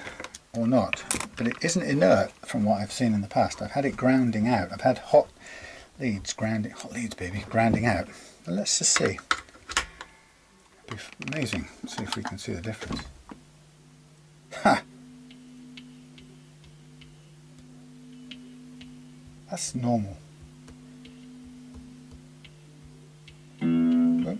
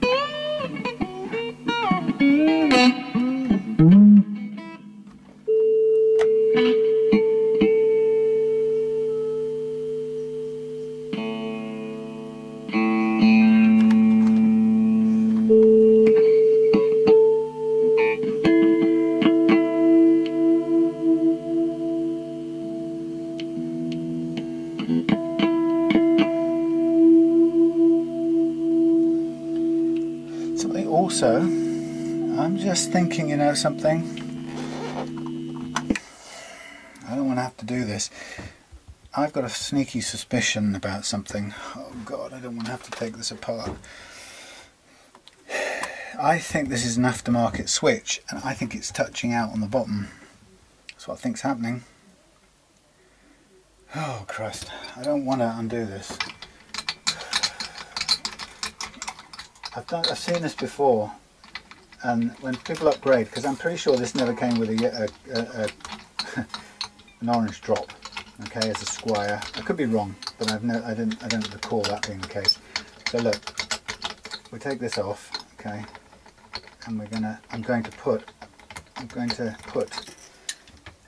protective plate, you know, like a piece of tape, insulating tape, in between, and I'm going to try and see if that makes a difference, because I think that switch, I think, is touching out. The contacts on the switch, I think, are touching out on the bottom.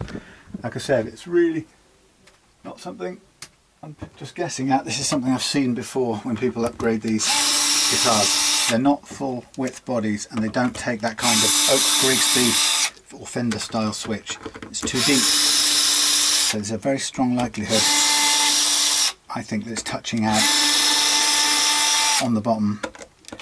And if that's the case, then what you could be getting is the top of the live is going onto the shielding, which this guitar also has, which is a nice touch.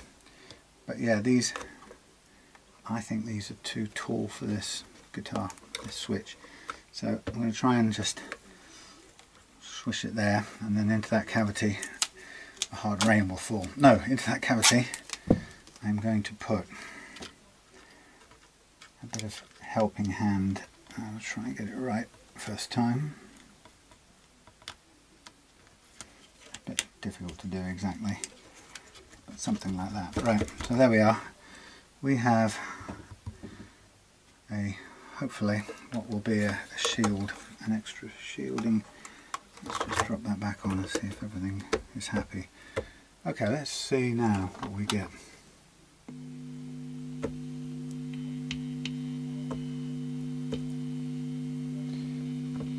There's definitely something not happy in here. God damn it. Why is everything turning out to be a pain in the ass at the moment? Okay. We are on there, we're earthed on there, we're earthed from the jack to the top. That doesn't feel right to me. Oh, let's get this heated up. So there's an existing joint, which I don't think is secure. from there. But what I'm noticing is the switch is buzzing out. The switch isn't grounded.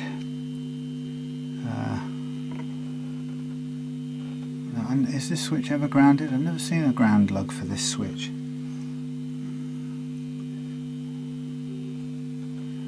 That's funny, there never seems to be one. I wonder what it would be like if it was. It's just out of interest. What would happen if that switch was... God, let's pick all that up later, eh? Let's ground that switch, ready?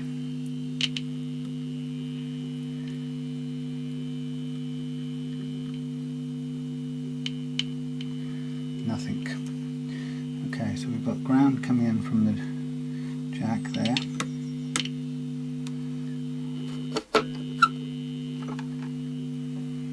Right, we're on massive volume anyway, but so we're getting a grounding sort of pop. So I'm just going to try. Get this to sit properly. These are very... I don't like the soldering that's been done. I'm not convinced. I'm looking at this stuff and most of it doesn't... A lot of it's got the hole left showing. He had on the original solder here, on some of these they went even through the holes. Now I'm wondering if we're suffering from something similar on these bits here. And that's supposed to be ground off to the top there. But I can't even see if that's going to work. That could be failing to make a contact. So we could be up against any number of bad joints. So my 3 pickup bursts are going to there, which is fine. My switches are going to there. That comes out to there. Oh, damn it. There's nothing ever going to be easy. That's not even through. There's a gaping hole there. It's barely touching, but he will assume it's in. That's not touching on the capacitor. I mean, it's practically loose. That is touching out there on the capacitor lug. Oh my God! No wonder this thing is trouble. Seriously, there's all manner of. This is definitely an aftermarket. Right. Okay. I'm going to use this to just remake all of these connections while we're at it, because this is being done badly, really.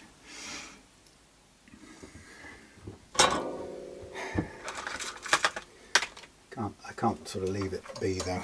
I mean, even with a little bit of buzz, it's not the way I want it. So it's unexpected, but Peter.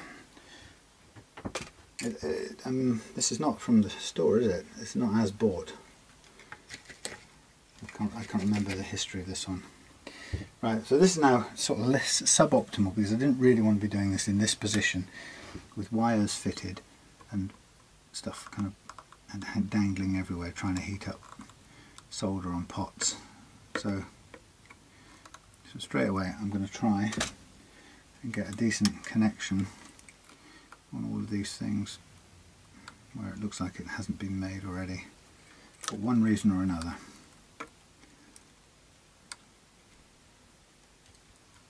So you can go on there, and you can go on there.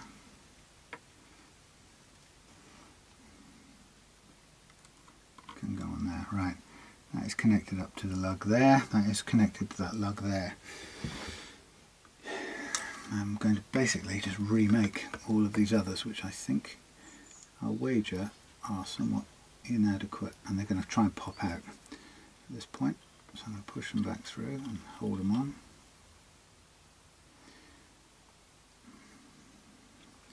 This one here, as I say, it's not even gone all the way over, and that's going to come pop out of its own free will any minute now, probably. Oh no, it's held in place, which is good. That one's not even touching the lug of the capacitor. Well, it is now. That one was touching the lug of the capacitor, but it's the wrong thing and it shouldn't be. I'm remaking that one as well.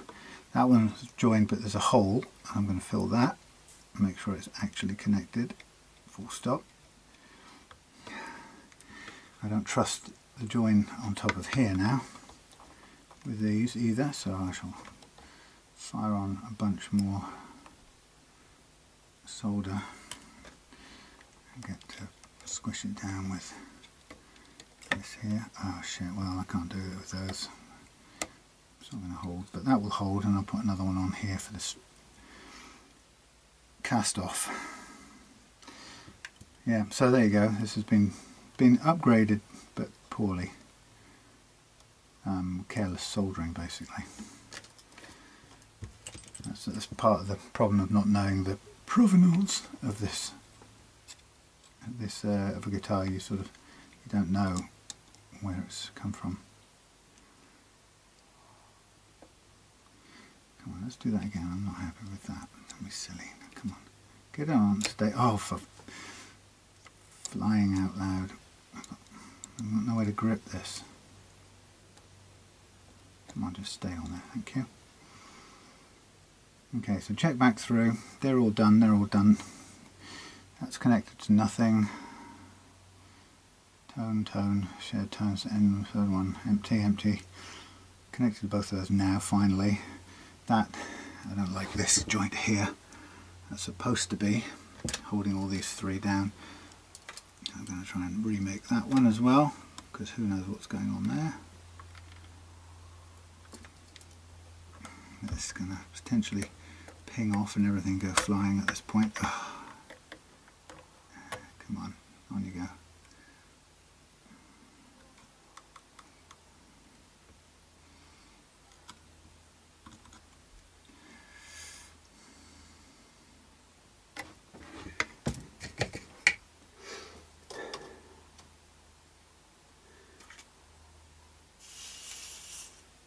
Lovely.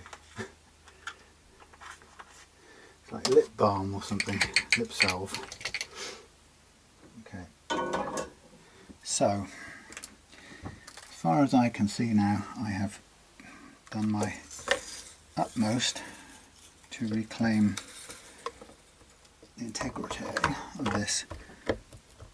Now, let's have just a here.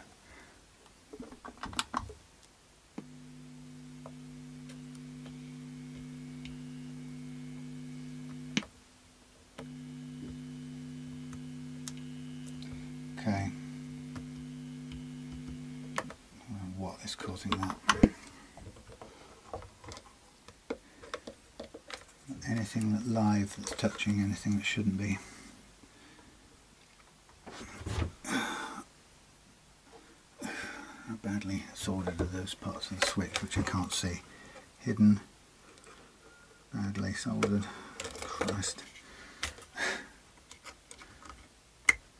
That's got something on it, but nothing. Right, so what did that have on it once? I don't know. So this is definitely an aftermarket affair. No idea what this person has done, really.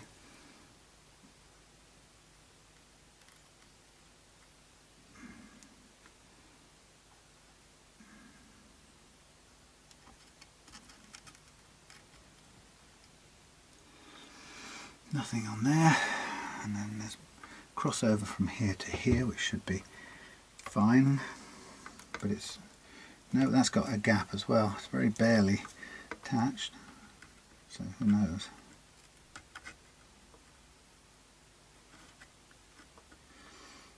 And that's mine, done. That's into there, that's grounded out on there, that's grounded out on there. That should be across the top to that lug there. There should be a nice happy join up going on there. I've done it now to make sure. That's the hot. This one, who knows what was going on there. I'll just double that up, make it nice and shiny. That's okay. Cross to there. That's earthed and earthed. That's kind of a bit dangerously near that one. That's clear of that one. That's clear of that one. That's earthed to the shield. That's earthed to the bridge claw. And that is everything. And that, so that in all of this arrangement, the bridge the switch itself isn't actually physically grounded, but I don't see why it needs to be. So we've got this here to touch down on there in case it needs to. We've covered up in the jack plug socket.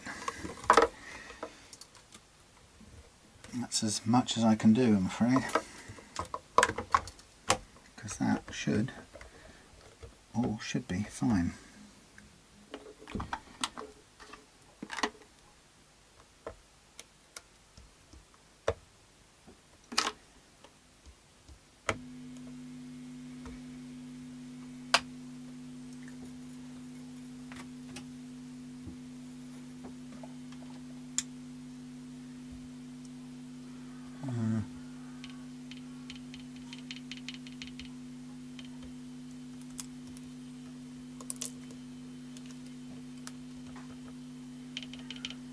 Interesting.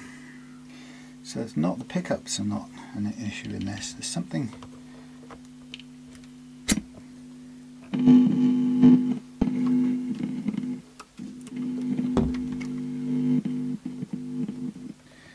Let's try one more thing while I'm at it. A different lead.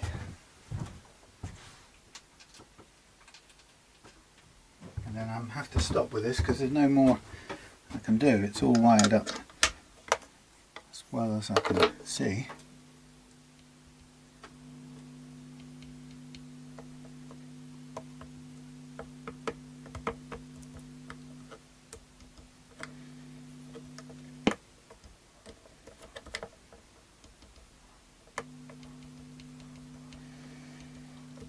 So it's in the middle, sorry, it's in the single pickup positions that it has that little buzz. Frankly, I'm afraid that's all I can do to isolate it. It's very minor, but it's annoying.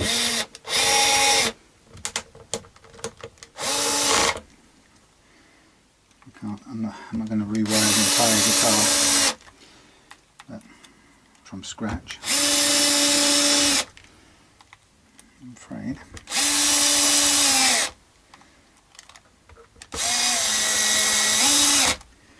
But a number of serious issues. I'm just going to try one more thing while I'm at this. I'm going to pull this out of the hole. Try it outside. That's always an option to do. Sorry, you're there. When you don't know what's going on, just pull that out. Okay. Obviously, I've got to touch that. Okay, so even with that out, they're touching. Well, there's a there's a connection there, and it's not. I'm pretty certain it won't be this jack. I mean, the only other way to be absolutely sure of that is. Let's do a little. Let's jump off the jack a minute, and use the wires just as they are. We can sort of head the jack off at the. Pardon me. Head the jack off at the pass. So.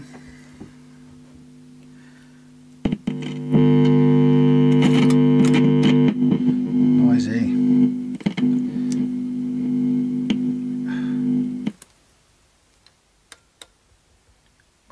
Well. It's the jack. No, it's not. It's not doing anything. Hold on a minute.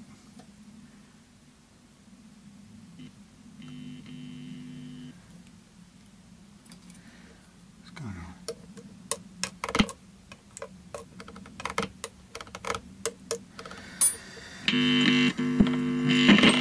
Wait a minute. Something is going on. I have a feeling there's something wrong with these wires from the... Oh my god, this is frustrating. Right, red is the hot, black is the shield. That should give us that, okay.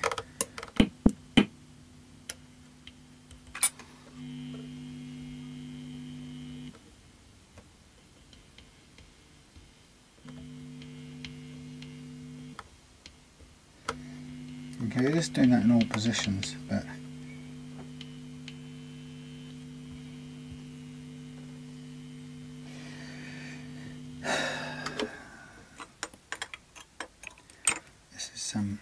this is really annoying.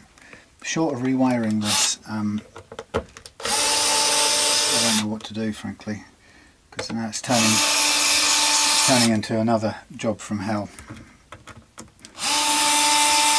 which is now going to cost me more time. And it's clearly somebody's done a sort of vintage, well, somebody's done a vintage wiring job on this, using nice pots and everything, but what exactly they've done and why it's not grounding properly, or why it's got this little live buzz, is something I cannot tell you just by looking at it. Everything appears to be correct, providing they're all, you know, grounded out as they appear to be. I mean, that's going to the jack. I don't know what the condition of that is like. Just add a bit more solder onto there, but whether or not it's going to make any difference. Is that still hot? Yes, it still is.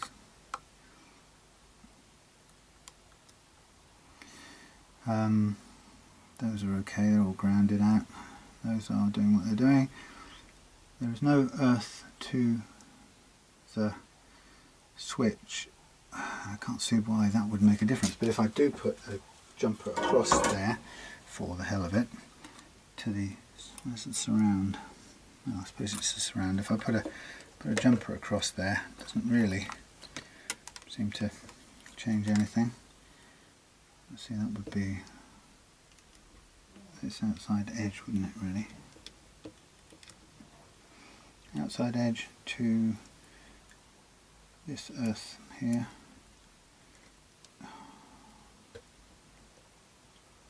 Outside edge to earth.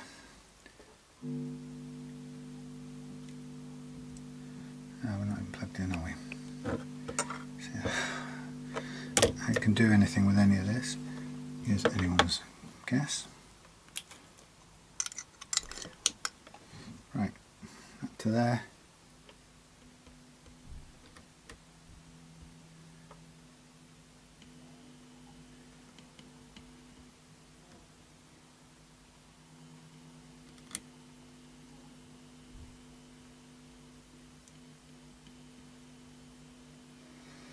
Interesting.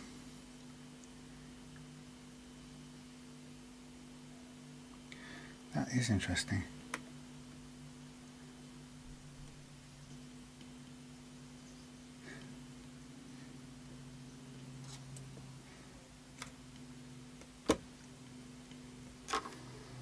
It's on mega high gain, I have to say, but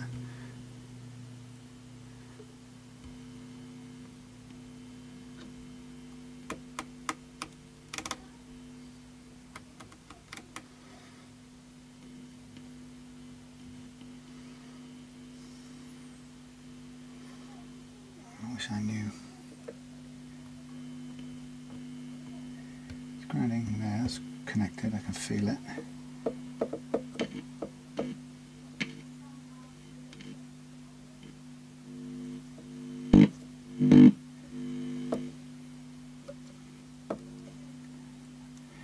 That's the jack.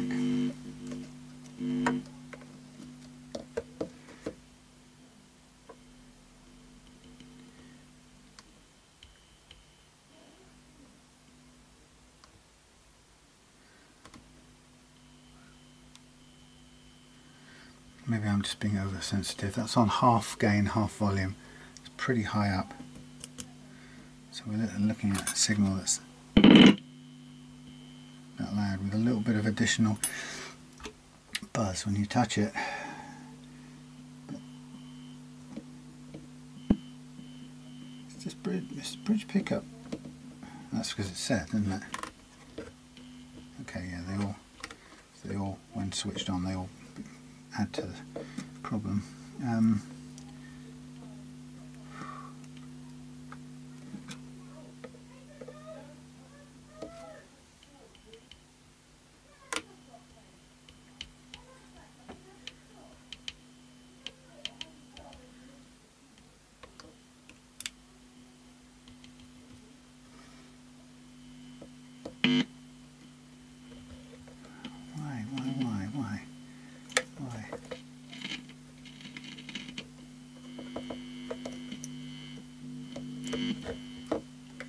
What's in there?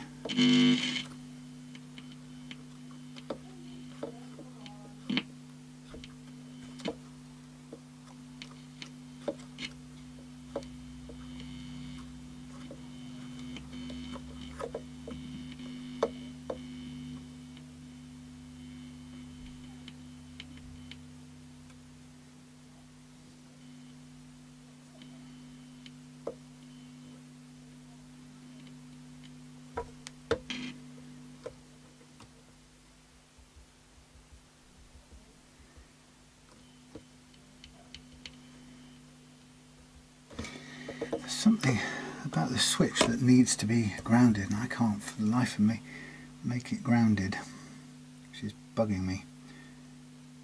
That's grounded, that's hot, that's hot. That's ground, that's got to be ground there, right?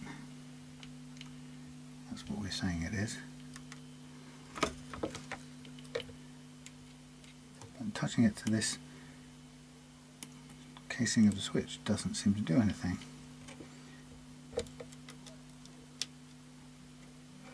Oh Lord, please work for me.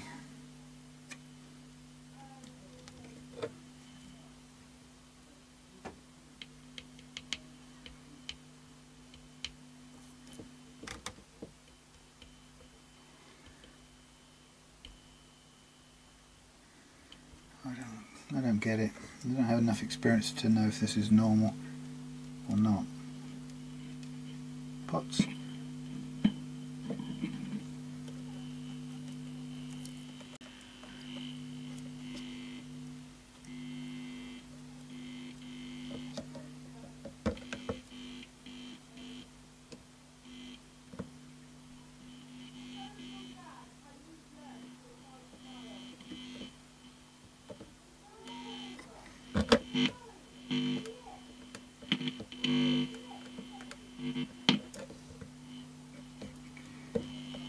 See that?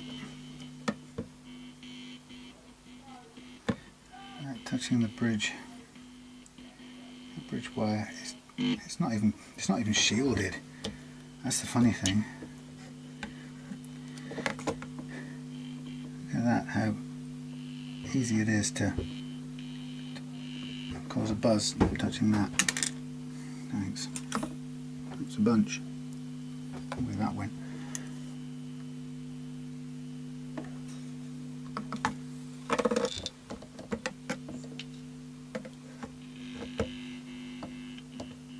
Makes me want to start again, because this I don't get.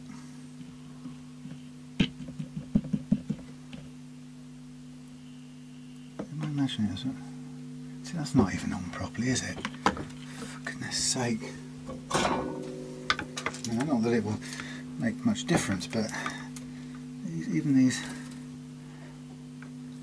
are badly attached.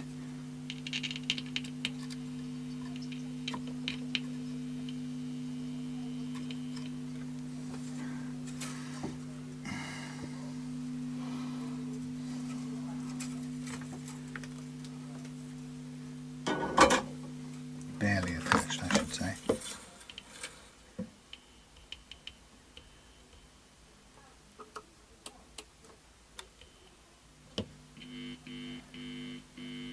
That bugs me. Why is that? It's because that switch is not grounded. There's something about that. Where do you ground the damn import American style switch to, eh? Anybody? So it's got to be the metal part, right? So there's the metal bit of the switch that I am attached. It's sitting on the let's stick it on there. It's sitting on the tin foil, right? That's supposed to ground it. Okay. I'll put that to a ground.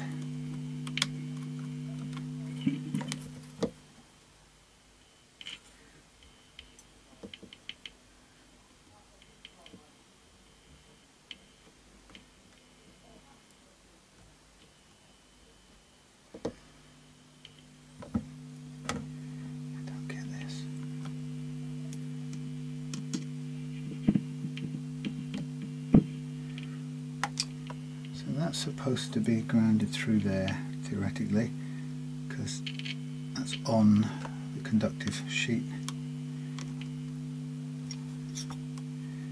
Coming in from the jack plug, from the amp to the jack, that's supposed to be grounding there. Well, that's cool. That's not really very good, is it? Now it's grounding out the tip. That's not what you want. Holy cow. So we want this on the... As soon as it touches the tip, it goes crazy. Right, that's on the earth. Do my single coils do this?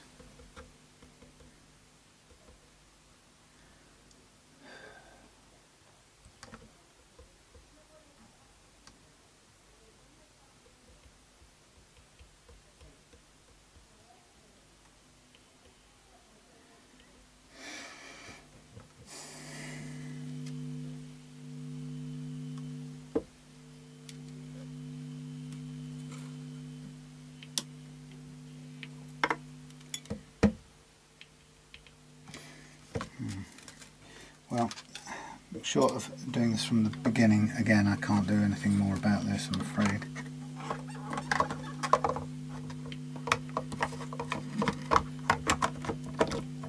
It's not great.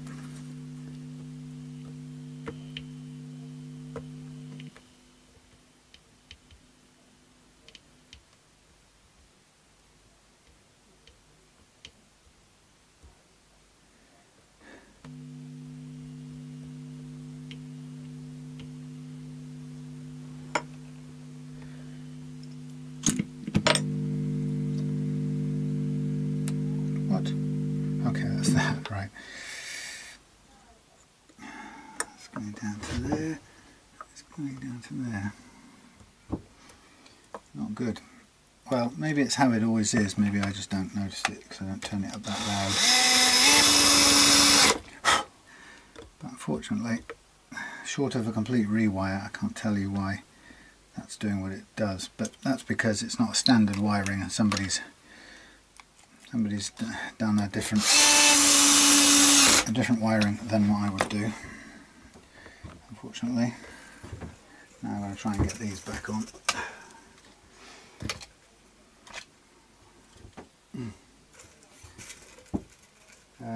Yeah, that's a shame.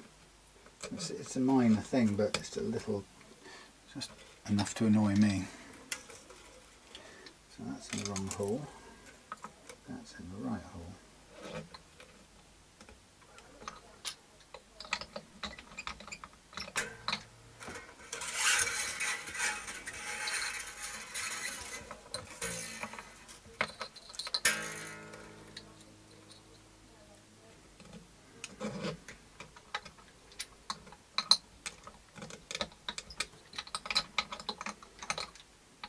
Everything is grounded apparently, so I can't really say why.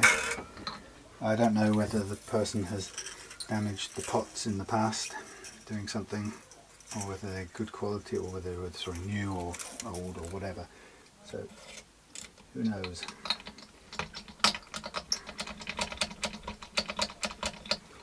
I'll have a word with Peter, but you know, starting from scratch and rewiring that would just, well, I should have probably just thought about it before I started trying to see if I could work out what was wrong, because sometimes you just have to start again.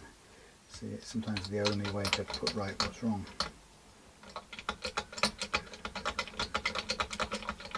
Because it won't reveal itself otherwise, which is a pain.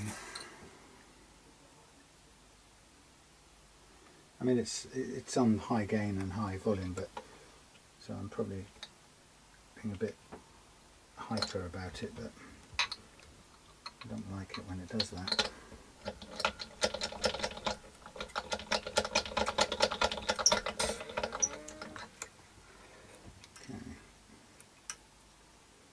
But yeah, it's the danger of every job taking 4 times too long at the moment.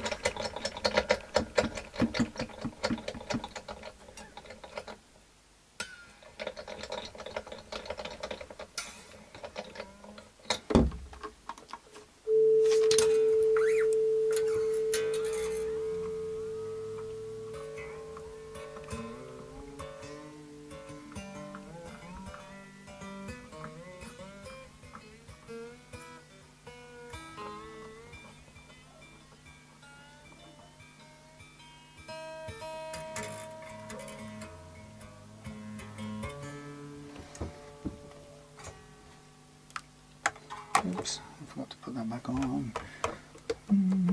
Yeah, a number of things to note, like the size of the switch. I'm not saying it was in this case, but it could well have been a problem because these guitars are not built for, I don't think these ones are built for that size switch. Could be wrong, but I've certainly found that on other Squiers and things that they just don't work with the larger American import, I don't know, they call them import? The ones that look like Oak Grigsby. They don't work. Too tall.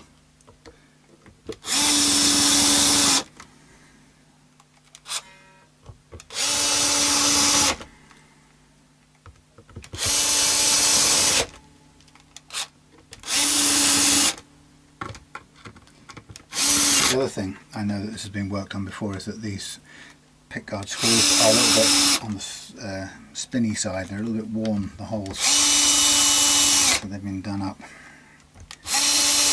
quite a few times and undone.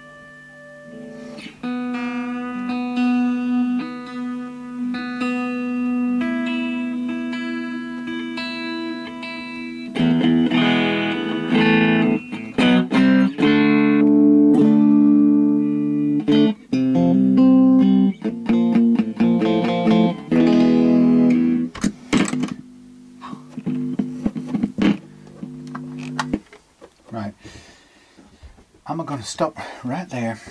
Yeah, interesting little detail. I suppose from a tech's point of view, it's always a little bit of a shame when you're, well, not shame, it's worrying or slightly disconcerting when you open up a guitar and you find something that somebody's already worked on and you don't know what's happened or, you know, how well it's done. And there are a lot of problems with the soldering there,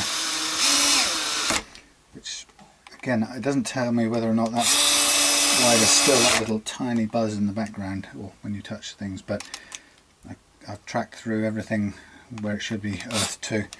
The only thing I can't know is the condition of the pots themselves. You know, there were hot lugs almost touching ground lugs. There was a switch that's probably too tall for the cavity, and so on and so on. So not possibly too tall, I don't know, but I don't think it's right.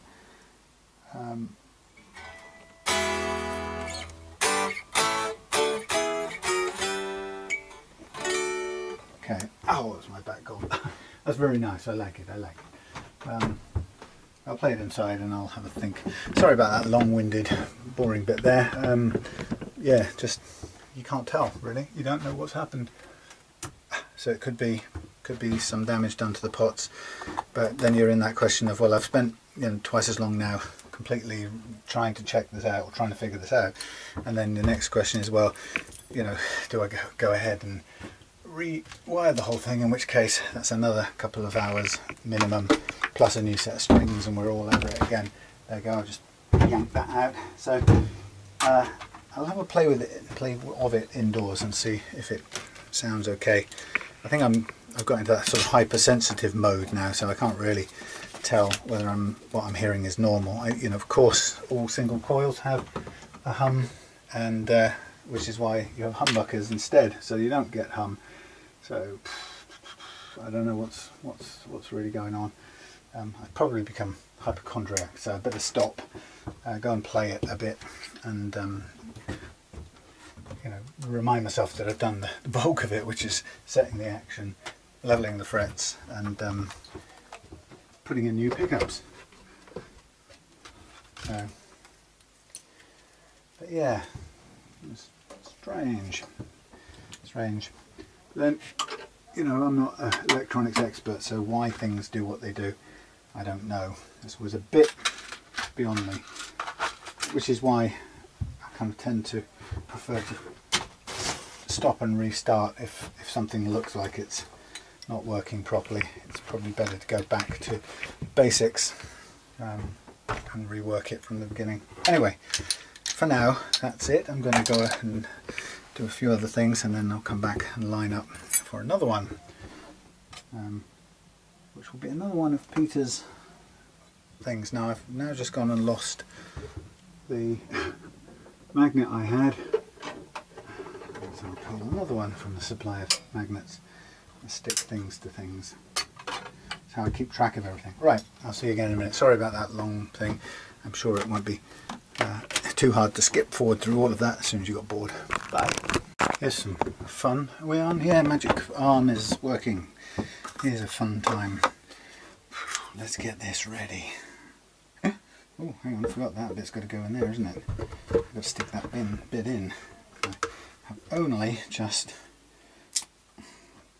kind of tacked that in, so that's not going to go just yet. I'll do that second. So first of all, a couple of clamps.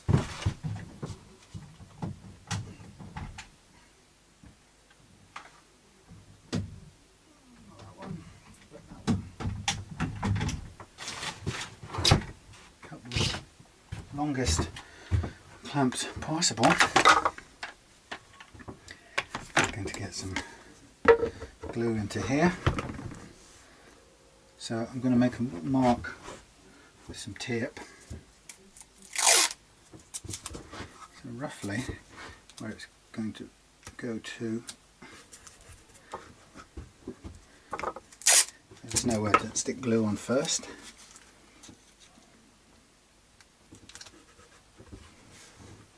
So what I'm going to do is I'm going to glue this up, then I'm going to clamp it down, glue it up, clamp it down, and then a bit later, when it's all dried up, I'm going to stain it when the stain arrives. And when the stain arrives, I'm going to, after it's dried, I'm going to shellac the whole thing and then spray the whole thing. Okay, so I guess this is where we start.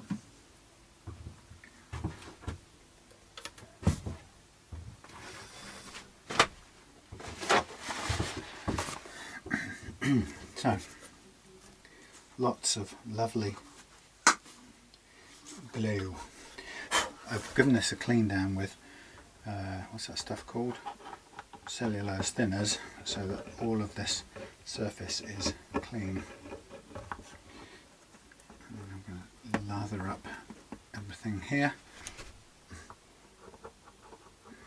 And I'm going to come back and clean it up in a minute. No, maybe I'll scrape it out around first.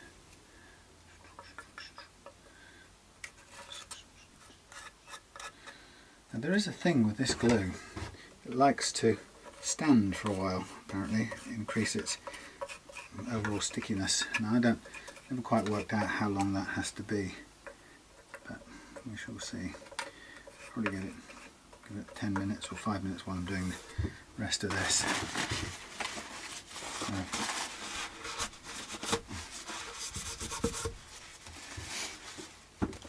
So I'll put not quite so much on here because it's pretty glooping already in there. So all the way down here and all the way over this side. Oops.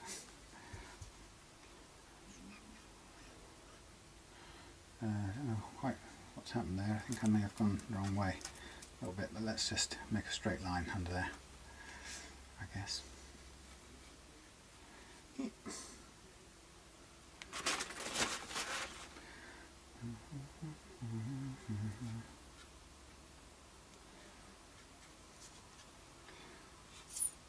This is the moment of something beautiful truth, where your body of your guitar becomes real. So I expect to see some of this come glooping out because there's probably a bit too much chucked in here, so I can take some of it out already and spread the rest round and about.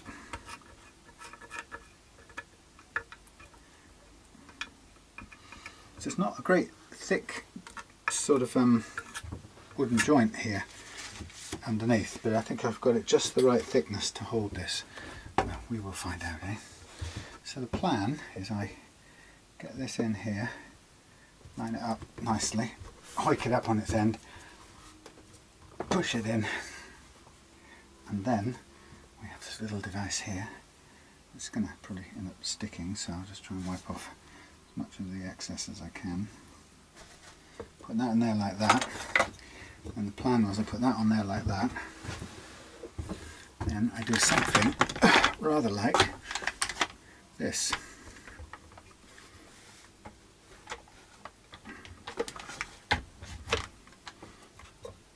Go on there like that, and then I get this one up here like this.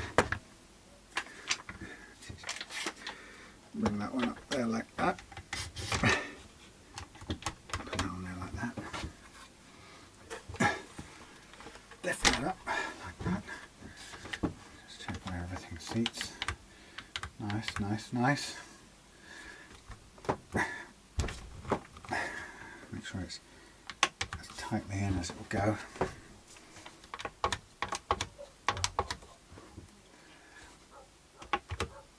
It feels kind of like good, and I'm sort of take as much of the overspill away as possible, but again I can clean that up afterwards if needs be.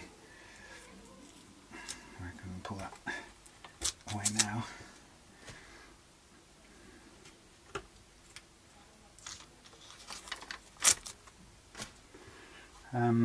So really that's about all we're going to be able to do with this. It's just one point of clamping. I don't think we can actually get anything else around there.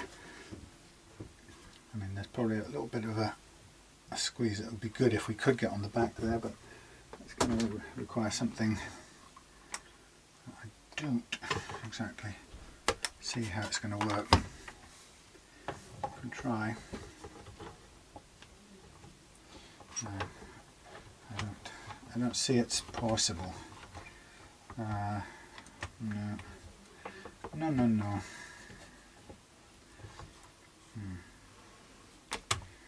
No, no, no. I think that's going to be it. That's about the same on either side, I think. Quite a lot of nice solid pressure, and basically I'm going to then end up leaving this overnight or some such length of time. Cleaned out most of the glue. That's going to be a nice fit, and that's going to dictate a nice glued joint. It's going to dictate the lie of the neck and everything. So there we have it, glued and ready to go. The seeing a double cut becomes a guitar at this point in time. Well, I think when you take the clamps off it will. So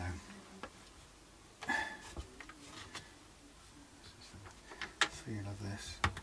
Yeah, it's okay. It's good. Basically we're pushing insert hard into the tongue of the neck, into the back of the pocket, and or into the pocket itself. That's about as rock solid a joint as we're going to get. So put that on there, leave it there. The guitar is born. Now when that's dry, I can then place the bridge, and then I can place the footings for the Duesenberg, and then I can find me the tuners and get started with all the things I'm going to do to it. Good fun, eh?